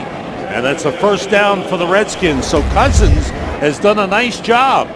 Yeah, look at the route on the outside, and it drives Jonathan Wilhite. Just gets too deep, and that's, you got to threaten the cornerback that you're taking the fade route, and that's exactly what he did. Allows it to free up on the hitch route outside for Cousins to complete it. Cousins 7 of 10. Blake Costanzo, they're checking out his right leg, but there's smiles in there. That's a good sign. Time for our United Fly Around the League. Let's check out the NFC North. Matthew Stafford, 12 for 17, 2 touchdowns in the Lions game against Baltimore last night. Adrian Peterson activated off the PUP list. That's physically unable to perform list. And the Packers signed the former Bears first-round pick Cedric Benson. Blake Costanzo went off under his own power. Looked like a cramp. Cousins throws. Touchdown. Redskins. Niles Paul, as we mentioned, second-year man. They converted him from wide receiver. He can catch the ball, and he got open. Yeah, and you're going to see right here Kirk Cousins. He's done this many times at Michigan State. It's a naked bootleg. You fake the outside zone run. Niles Paul dragging across in front of the safety, Anthony Walters. One you need contain again from the defensive end on the backside. And then Anthony Walters gets beat by the crossing route by Niles Paul. Graham Cano will kick the extra point. Bears defense giving up the first touchdown of the game. 15-play drive for the Washington Redskins. Finished off on the pass from Kirk Cousins. The Michigan State man finds Niles Paul, the Nebraska man. 15 plays, nearly 8 minutes. That you don't like to see as far as the Bears are concerned. 68 yards and the touchdown pass from Kirk Cousins to Niles Paul. Kirk Cousins has looked good.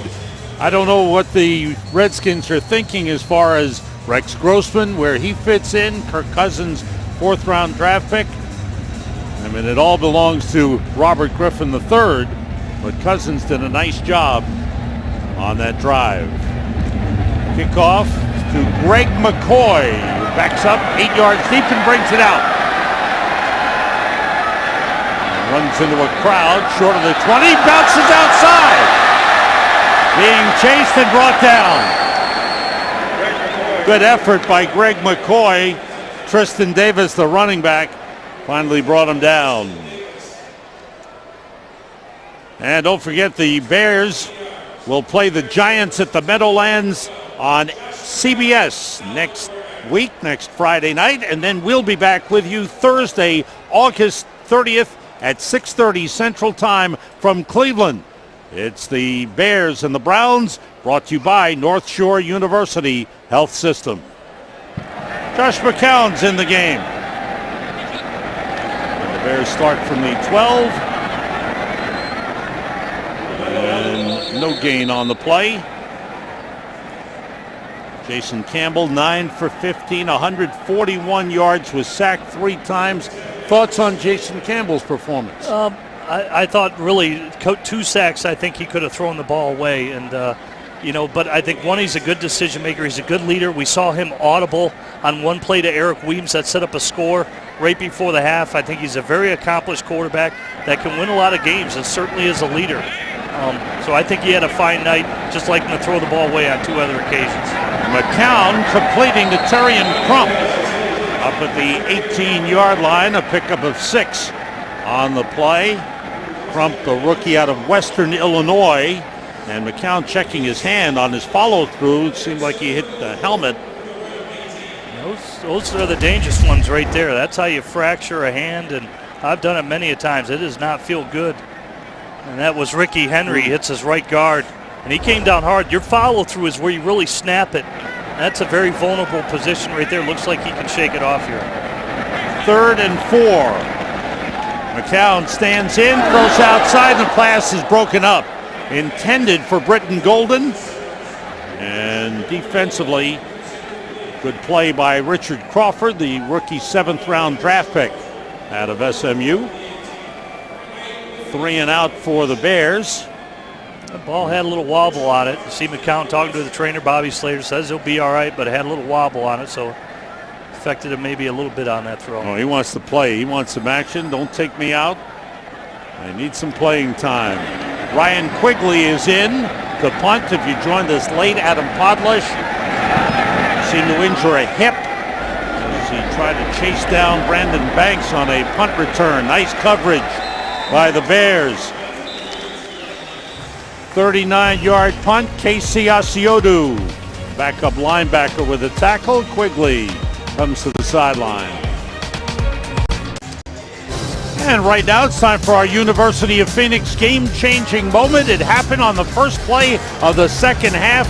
Lorenzo Booker on the kickoff return. I'll tell you what, I think that's a player making a play. It looked like it was supposed to be a return left. He goes right, makes 3 guys miss. Then you take it to the house.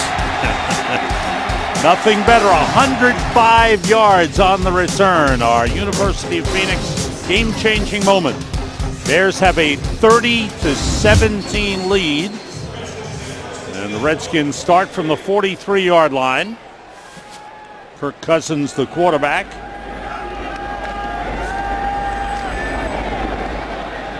Antoine Bailey on the carry.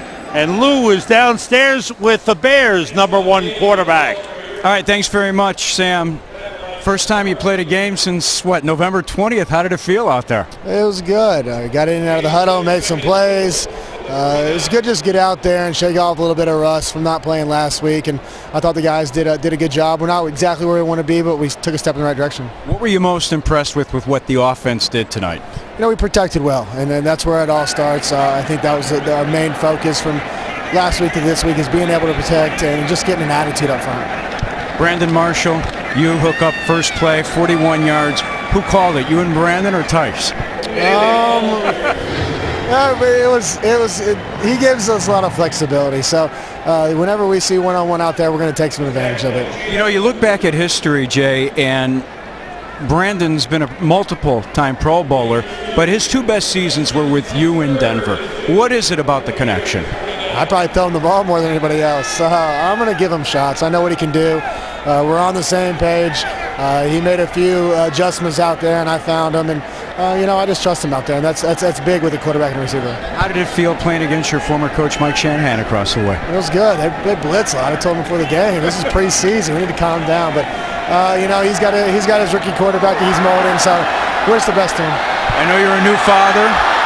Congratulations. Have you been able to sleep? I've been at camp, so Kristen's been the one dealing with it. So now that I'm back at home, I'm sure my responsibilities are gonna go up a little bit. Thanks, Jay. Congrats again. Thank you. All right, go ahead. Thanks, Lou. Congratulations to Jay Cutler, and thanks for joining us. Meanwhile, the Redskins hook up on a pass from Kirk Cousins to Aldrick Robinson on a 49-yard touchdown. Jonathan Woolhite in coverage on the outside. It's off of play action again. The receiver sells it deep. That's twice that's happened to Jonathan Woolhite.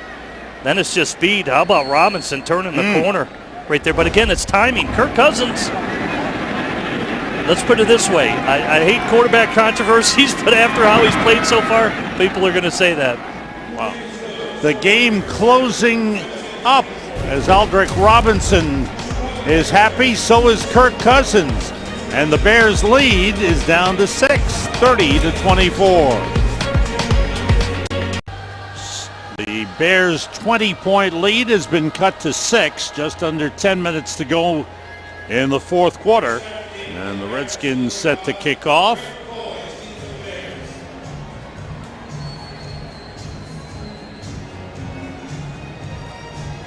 Greg McCoy is back deep for the Bears. Neil Rackers will kick it off for the Redskins. Strong kick. McCoy from 5 yards deep.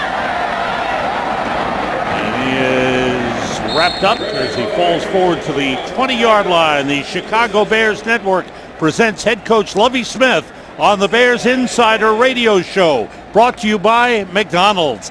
The series airs Monday nights at 7 p.m. beginning August 27th on WBBM News Radio 780 and 105.9 FM.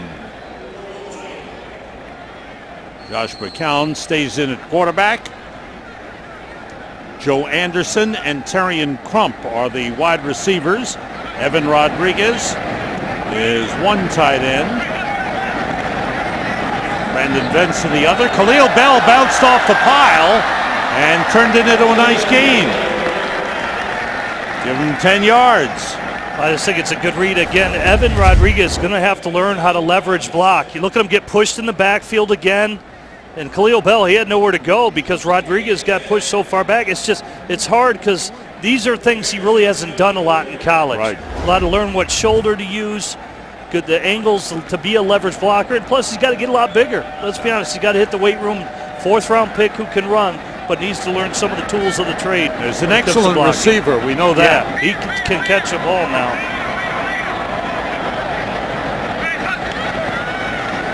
McCown lofts it and throws it away in the vicinity of Terrion Crump, who is well covered.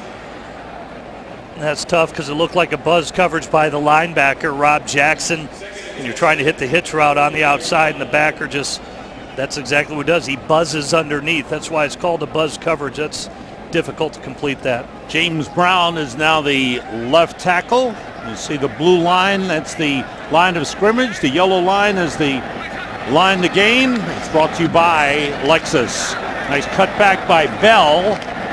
And he picks up a couple of yards, give him 3 up to the 33-yard line. And once again, the Bears using a lot of players. Corey Brandon, number 76, in at right tackle. You mentioned James Brown, the left tackle. Peischel, I think, is in at right guard right now, getting an opportunity. Edwin Williams is the center. Shiloh Rachel is getting a lot of playing time. He's still in at left guard. He played some of the first string offense in the first half. 3rd and 6. McCown being blitzed. And down he goes as he was hit by Richard Crawford. Crawford making an impressive statement. McCown gets up shaking his hand again. This time the other hand. It's tough because you're trying to call a screenplay into a blitz, and they can be big plays, but the timing's got to marry up. If when you look at Josh McCown, just a quarterback coaching point, if you're going to retreat to the side of where the screen's going to be thrown, meaning screen left, because the blitz was coming from the right. So retreat to that side, then you can dump it off to the back. Really smart for him to throw it away and not take a sack, but do your best you can to make a play and retreat away from where the blitzer's coming from. Ryan Quigley with a good high kick, waving for a fair catch is Richard Crawford. And he takes it at the 23-yard line. 43-yard punt, a good one for Ryan Quigley. Let's go down to the field. Lou Canellis is with Israel Adonijah. Lou. All right, Sam, I'm alongside the defensive player of the game for the Bears, 2.5 sacks. What happened out there? I mean, typically from the first to the second preseason game, you want to take some steps in the right direction, and as a defense, we did that. We did some good things, and still some work to be done, but a good day all in all. You personally, 5 sacks last year. I know you weren't happy with that. You felt you were real close to another 5 last season. What did you do during the offseason? Why do you think you'll be better at getting to the quarterback this year? Just put in some work and understanding what I Robbie Gold, ladies and gentlemen, what I had to do to make that next step, and was close to making a lot of good plays, and so focused on dropping weight and just getting healthy, taking care of the body, and just last year I was banged up for a major part of the season, so just getting healthy and just refocusing and just doing what we do, getting back to work. When the team goes into the nickel defenses, you've been moving inside, gives Shea McClellan a chance to play at the end. Tell me why this defense will be better this season than last year's. It's another year we're focused on just fine-tuning some of those things that we did really well last year, and just I think also you add our offense to that. The ability for them to extend plays and control the tempo of the game, that's going to make us a lot better just as a team and as a defense as well. Thank you very much. Appreciate it. Thank you. Sam, back to you. Thanks, Lou. Thanks to Israel Adonijah. The Bears force a turnover. The running back went airborne. That was Antoine Bailey. The ball pops loose, and everybody's diving. Looks like John McCargo, number 70, the big defensive tackle, pulled that ball underneath him. Yeah, they're having, obviously, the awareness to know everybody's screaming, ball, ball, ball. You got to find it. John McCargo, this is a first-round draft pick of the Buffalo Bills about 5 years ago, and he's getting an opportunity here to show his worth for the Bears as well. So with the Redskins trying to mount a drive to possibly take the lead, the Bears defense comes up with their second turnover of the game. And Khalil Bell carries to the 45-yard line. As we mentioned, Bell trying to hold on to his spot on the roster. He's a good special teams man. Has run the ball well in the past, has fumbled a couple of times. I think that's always a concern.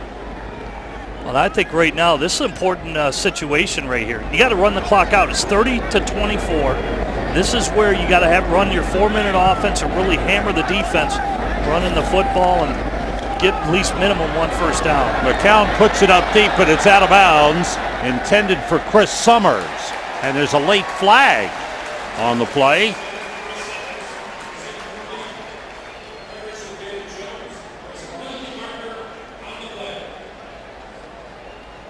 That's David Jones, the man who was covering on the play. Pass interference. Defense, number 25. Penalty be enforced from the spot of the foul. Automatic first down. Taking a shot on the outside again. It's rolled up coverage. Really the same play Brandon Marshall hit on the first play down the field. And Summer using his big body again. I don't know. Was he out of bounds similar to that other play? Similar. It's the angle of the defensive backs. It's almost the same call on Charles Tillman earlier in the first half. They have every right to that angle of the real estate. I mean, all right. There he pushes a little bit. Was right the ball there. in the air when he pushed him? Yeah, ball was in the air. So I see that right there. I see the push there. At the 25, Bell carrying. So now the Bears get into scoring position with the benefit of the 18-yard penalty against the Redskins. What I mean here is Mike Tice, finish. Put the team away. You've got them on the ropes, 30-24, 6:06 left on the clock. Offensive line, you got to finish it. You got to score. Let's end this thing.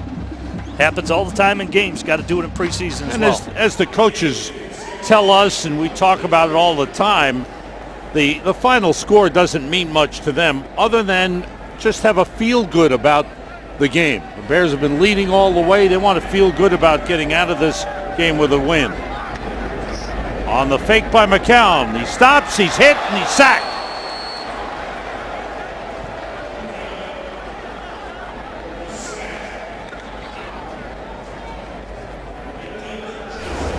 Here goes back to the call right here on David Jones. They're using the cutoff rule, that David Jones cut off the receiver. I still think there's contact by David Jones right there with a forearm down the field on Summers, the receiver for the Chicago Bears, but that's what the officials are calling the cutoff rule. Loss of 13 on that sack. Delvin Johnson with a sack for Washington, the Redskins' 4th sack of the game. Jay Cutler was not sacked while he was in the game, playing 24 snaps in a period and a half. Play clock, Play week game. 0. Offense, 5-yard penalty. Repeat the down. So a sack and a delay of game penalty have taken the Redskins out of field goal range. Just when I said Mike Tice wants to finish it, now he's pulling his hair out on the sideline.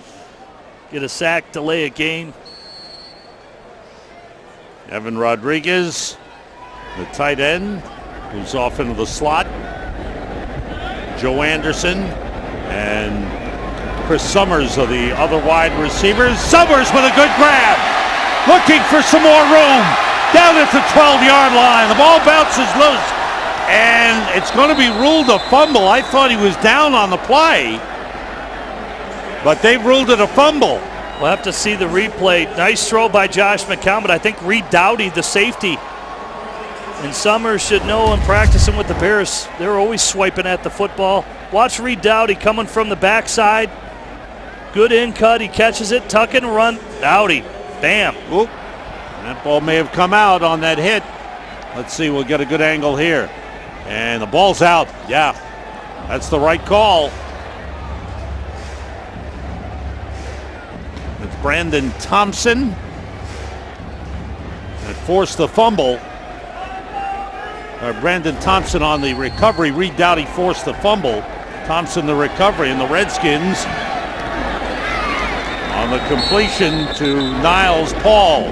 We go downstairs, lose on the sideline with 2 touchdown man, Michael Bush. Tell me, how did it feel to get into the end zone not once but twice? It felt good, too bad it's not the first game of the year, but it felt good, getting the rhythm and getting going, so offense did a great job. I'm sure the second time felt better because you've told us before that you're the short yardage back, but you don't like being the battered ram all the time. I only use that if I have to, so if I got to run somebody over, I had to, but in that situation, I had to make a guy miss to get where I needed to go, and that's what I did. Tell me, you're new to town, you've been playing with Matt Forte during training camp. How's the adjustment been from Oakland? Oh, it's fine. Just still getting used to the guys, still trying to get everybody's name down, and just going to work with them every day and the relationship is coming along. You can see, like it's newlyweds, I guess is what you want to call it. But other than that, we're good. Congratulations on the nice effort. All right, thank you. All right, Michael Bush. Sammy? Thanks, Lou. Thanks to Michael Bush. 2 touchdowns in the game. Redskins with Tristan Davis carrying, getting up to the 38-yard line, trying to put something together in the closing minutes. The Bears have led all the way, 1.17-0. And then here in the second half, 30-10. But the Redskins are within 6. And Kirk Cousins, the 4th-round draft pick out of Michigan State, has played very, very well. 12 of 15 and has hit his last 9. Some pressure and a diving attempt and grab by Aldrick Robinson. And Robinson has played very well. He's done a nice job. Watch Kirk Cousins sit in the pocket on the blitz. Bears bring it from the outside, and John McCargo also hits him. But Cornelius Brown, he's the blitzer, sits in the pocket, delivers a strike on the outside. Isaiah Fry is at the left corner. Greg McCoy, the right corner. 5 defensive backs in. That pass broken up. Good effort on the play by Jabara Williams. And a flag. We had something going on between the players. And a flag is thrown. Got a lot of flags in this game. Oh, preseason. Got to Dead ball, tighten up. unnecessary roughness. Number 93, Chicago. 15-yard penalty, automatic first down. That's one the coaches will really be upset with. Getting a little chippy. It's the dumb penalties. That's a big one right there. Can cost your football team. Hidden yardage, all those things because you can't control your temper. I've said this all the time, Sam. If you're having a problem and you're getting in the face of another guy, you're mouthing and jabbing back and forth, you got that clock right up there. I'll see you in 45 seconds, buddy. We'll settle it on the next play. That's how you have to approach it. Ball's now at the 37-yard line with 2:17 remaining, and the Bears with a 6-point lead. Gibson remains in the game. Cheta Zukwu, the other defensive end. The blitz was on. Good pass by Cousins as he completes it to Desmond Briscoe down to the Bears 20, a 17-yard pickup. And there's an injured player for the Bears down on the field. Jabara Williams, the linebacker, is shaken up. Bears have had a couple of injuries in this game. Safety Chris Conte went out injured. Brandon Harden, the rookie safety, was carted off the field. And right here, and then Adam Podlesh, the punter, came up with a hip injury. And we've seen a couple of, obviously the safeties that you mentioned were injured earlier in the game, and obviously with Conte and Harden is who I'm specifically talking about. And let's face it, they're banged up at linebacker right now. Let's see if Williams is okay. He's walking off the field. And it looks like on the replay, taken out by some friendly fire right there, his own teammate. Jeremy Jones, the safety, with the hit, and he caught Williams in the midsection. Maybe just knocked the wind out of him. Yeah, you hope that's the case. But hey, Dom DeSico's out. Urlacher, we know they're dealing with that injury, so they can't afford. They're getting thin at the position. They need all bodies on deck right now for the Bears. Good to see he looks like he's shaking it off in Jabara Williams. Casey Asiodu is in the game. Bears picked him up on waivers previously with Green Bay. Cousins throwing. He's got a man. Touchdown Redskins.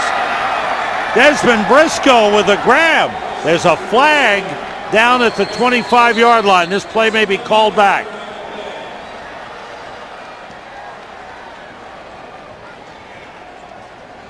But Cousins has been very impressive, Michigan State man. Well, obviously everybody knows I cover Michigan State games Personal for radio. Foul. Roughing the passer, number 76. Touchdown is good. Penalty will be enforced on the kickoff. And people thought I was crazy when this kid came out, Sam, because here's what I know about Kirk Cousins. He can audible. He can pocket pass. He's won the most games in the last 3 years in the Big Ten, and he is a sharp quarterback. Ozugwu, the defensive end, called for the personal foul. That'll be marked off on the kickoff. But right here, the Redskins, with 3 consecutive touchdowns, are about to take the lead for the first time in the game. Graham Cano, and the Redskins lead it.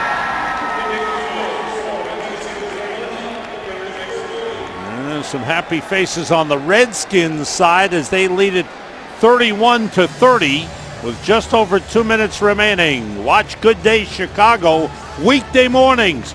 We have what Chicago is talking about. Bears had the big lead, 30-20. Earlier in the second half, but the Redskins, with all the reserves in on both sides, have scored 3 touchdowns to take the lead. Let's see what the Bears come up with in the final 2 minutes. Well, it's finish, it's conditioning, all those things. Everybody can say, oh, it's junk yardage. Hey, the Bears were blitzing. They played some zone coverage. They mixed it all in there defensively, but I think it's about finish and conditioning. Now we'll see what their 2-minute offense can do in this situation.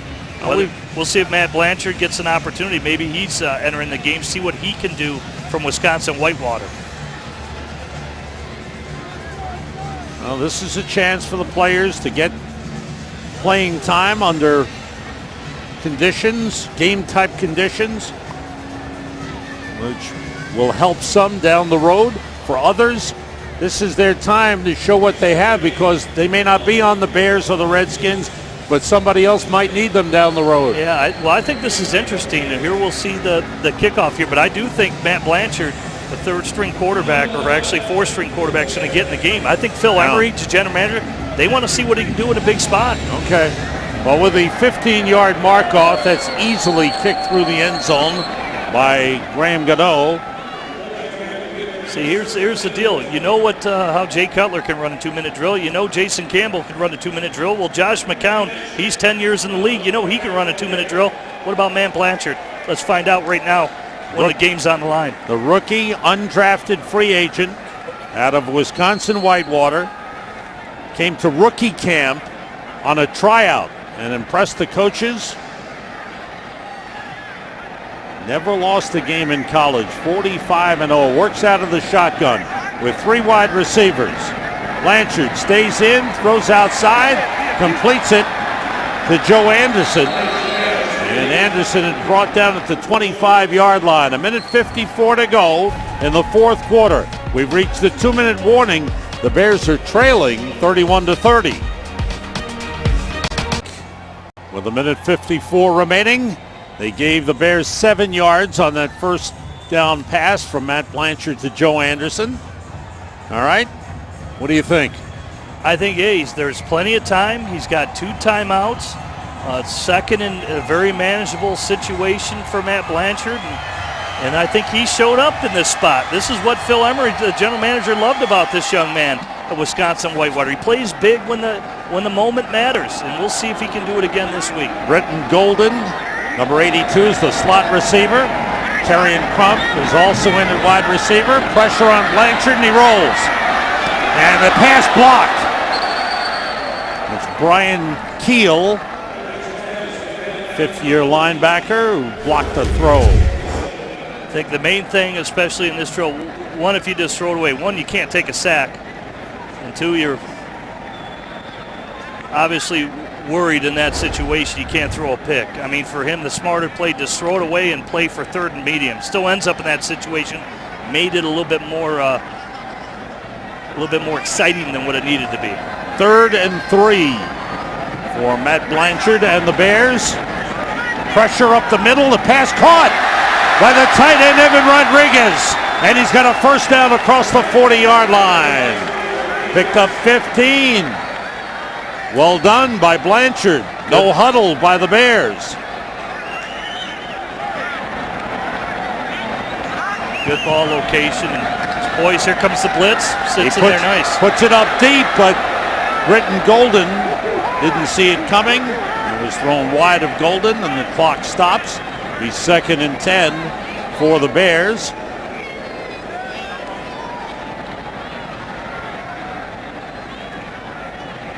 Need about 20 yards.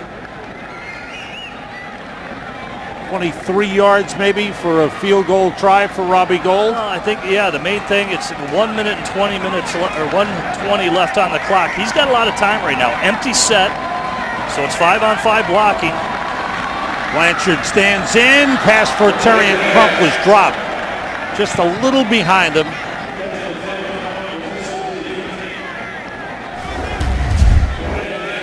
Just trying to get the easy, quick hitter.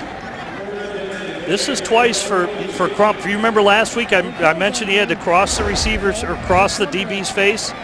Again, he's got to come flat to the quarterback. That's hanging the quarterback out to dry right there. That's 2 weeks in a row.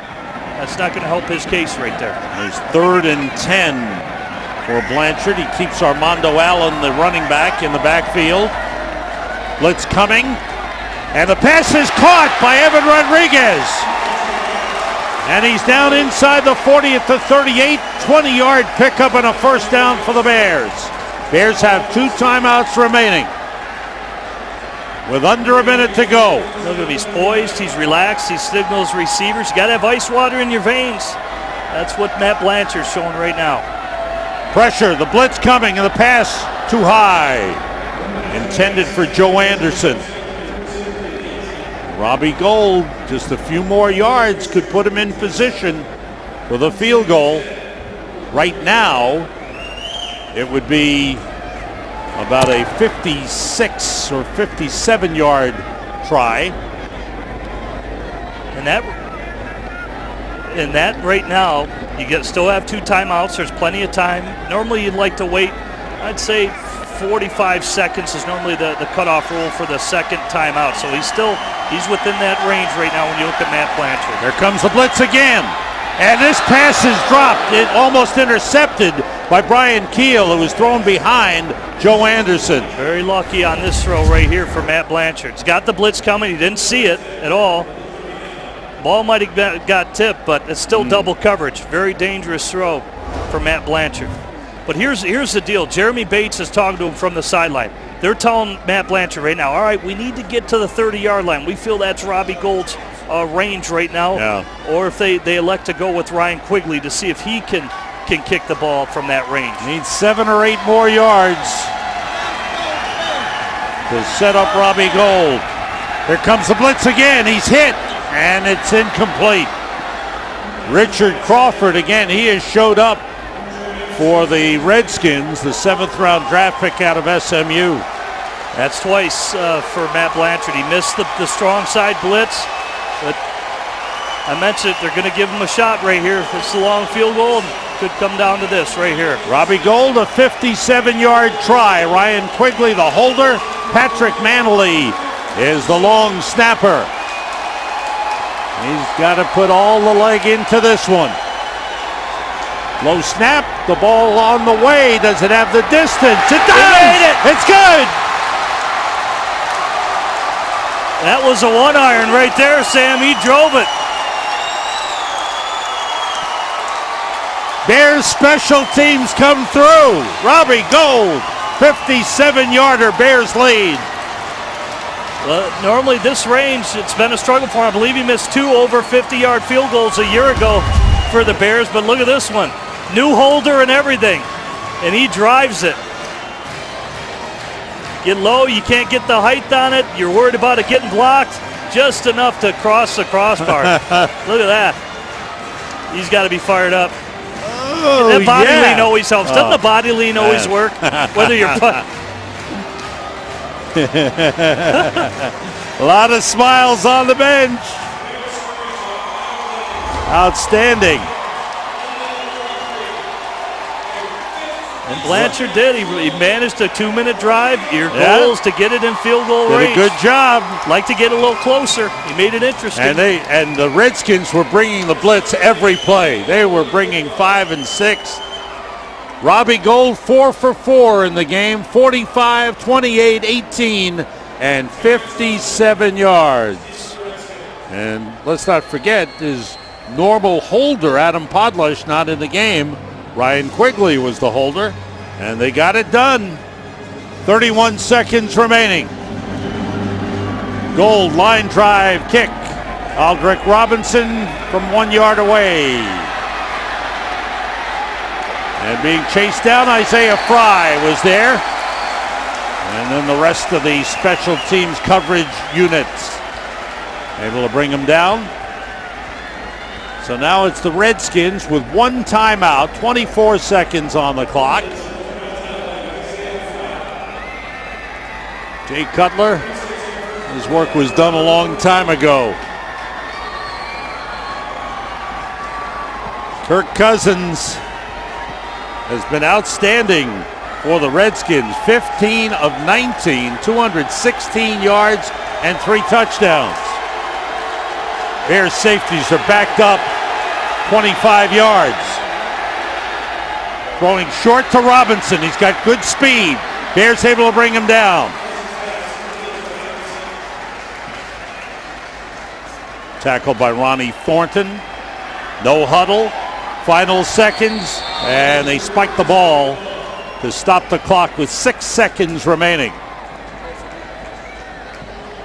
Surprised they didn't call the timeout right after the catch.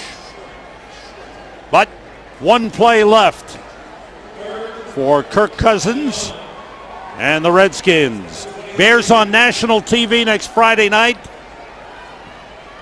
from East Rutherford, New Jersey against the Super Bowl champion Giants. We'll be back with you Thursday, August 30th at 6:30 Central Time from Cleveland. Cousins' pass is caught, and that's your ball game. The Bears have a preseason win.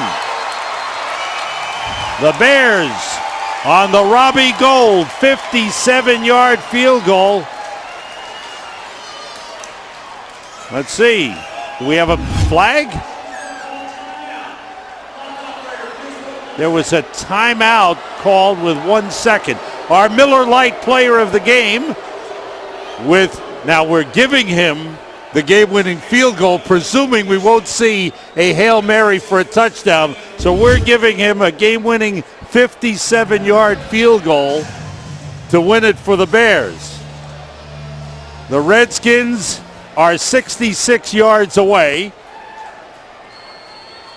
with 1 second officially remaining on the clock. And they go screen pass. And here comes Tristan Davis. And he's shoved out of bounds by Isaiah Fry. And now it's officially over. The Bears are 1-1 in preseason. Robbie Gould with a 57-yard field goal to win it for the Bears, 33-31. The Bears moved into position by fourth-string quarterback Matt Blanchard, and Gould kicks it through. Good night for the first team on both sides of the football. Bears win it 33-31. We'll see you Thursday night from Cleveland, August 30th. For Jim Miller and Lou Canelis, this is Sam Rosen. So long, everyone.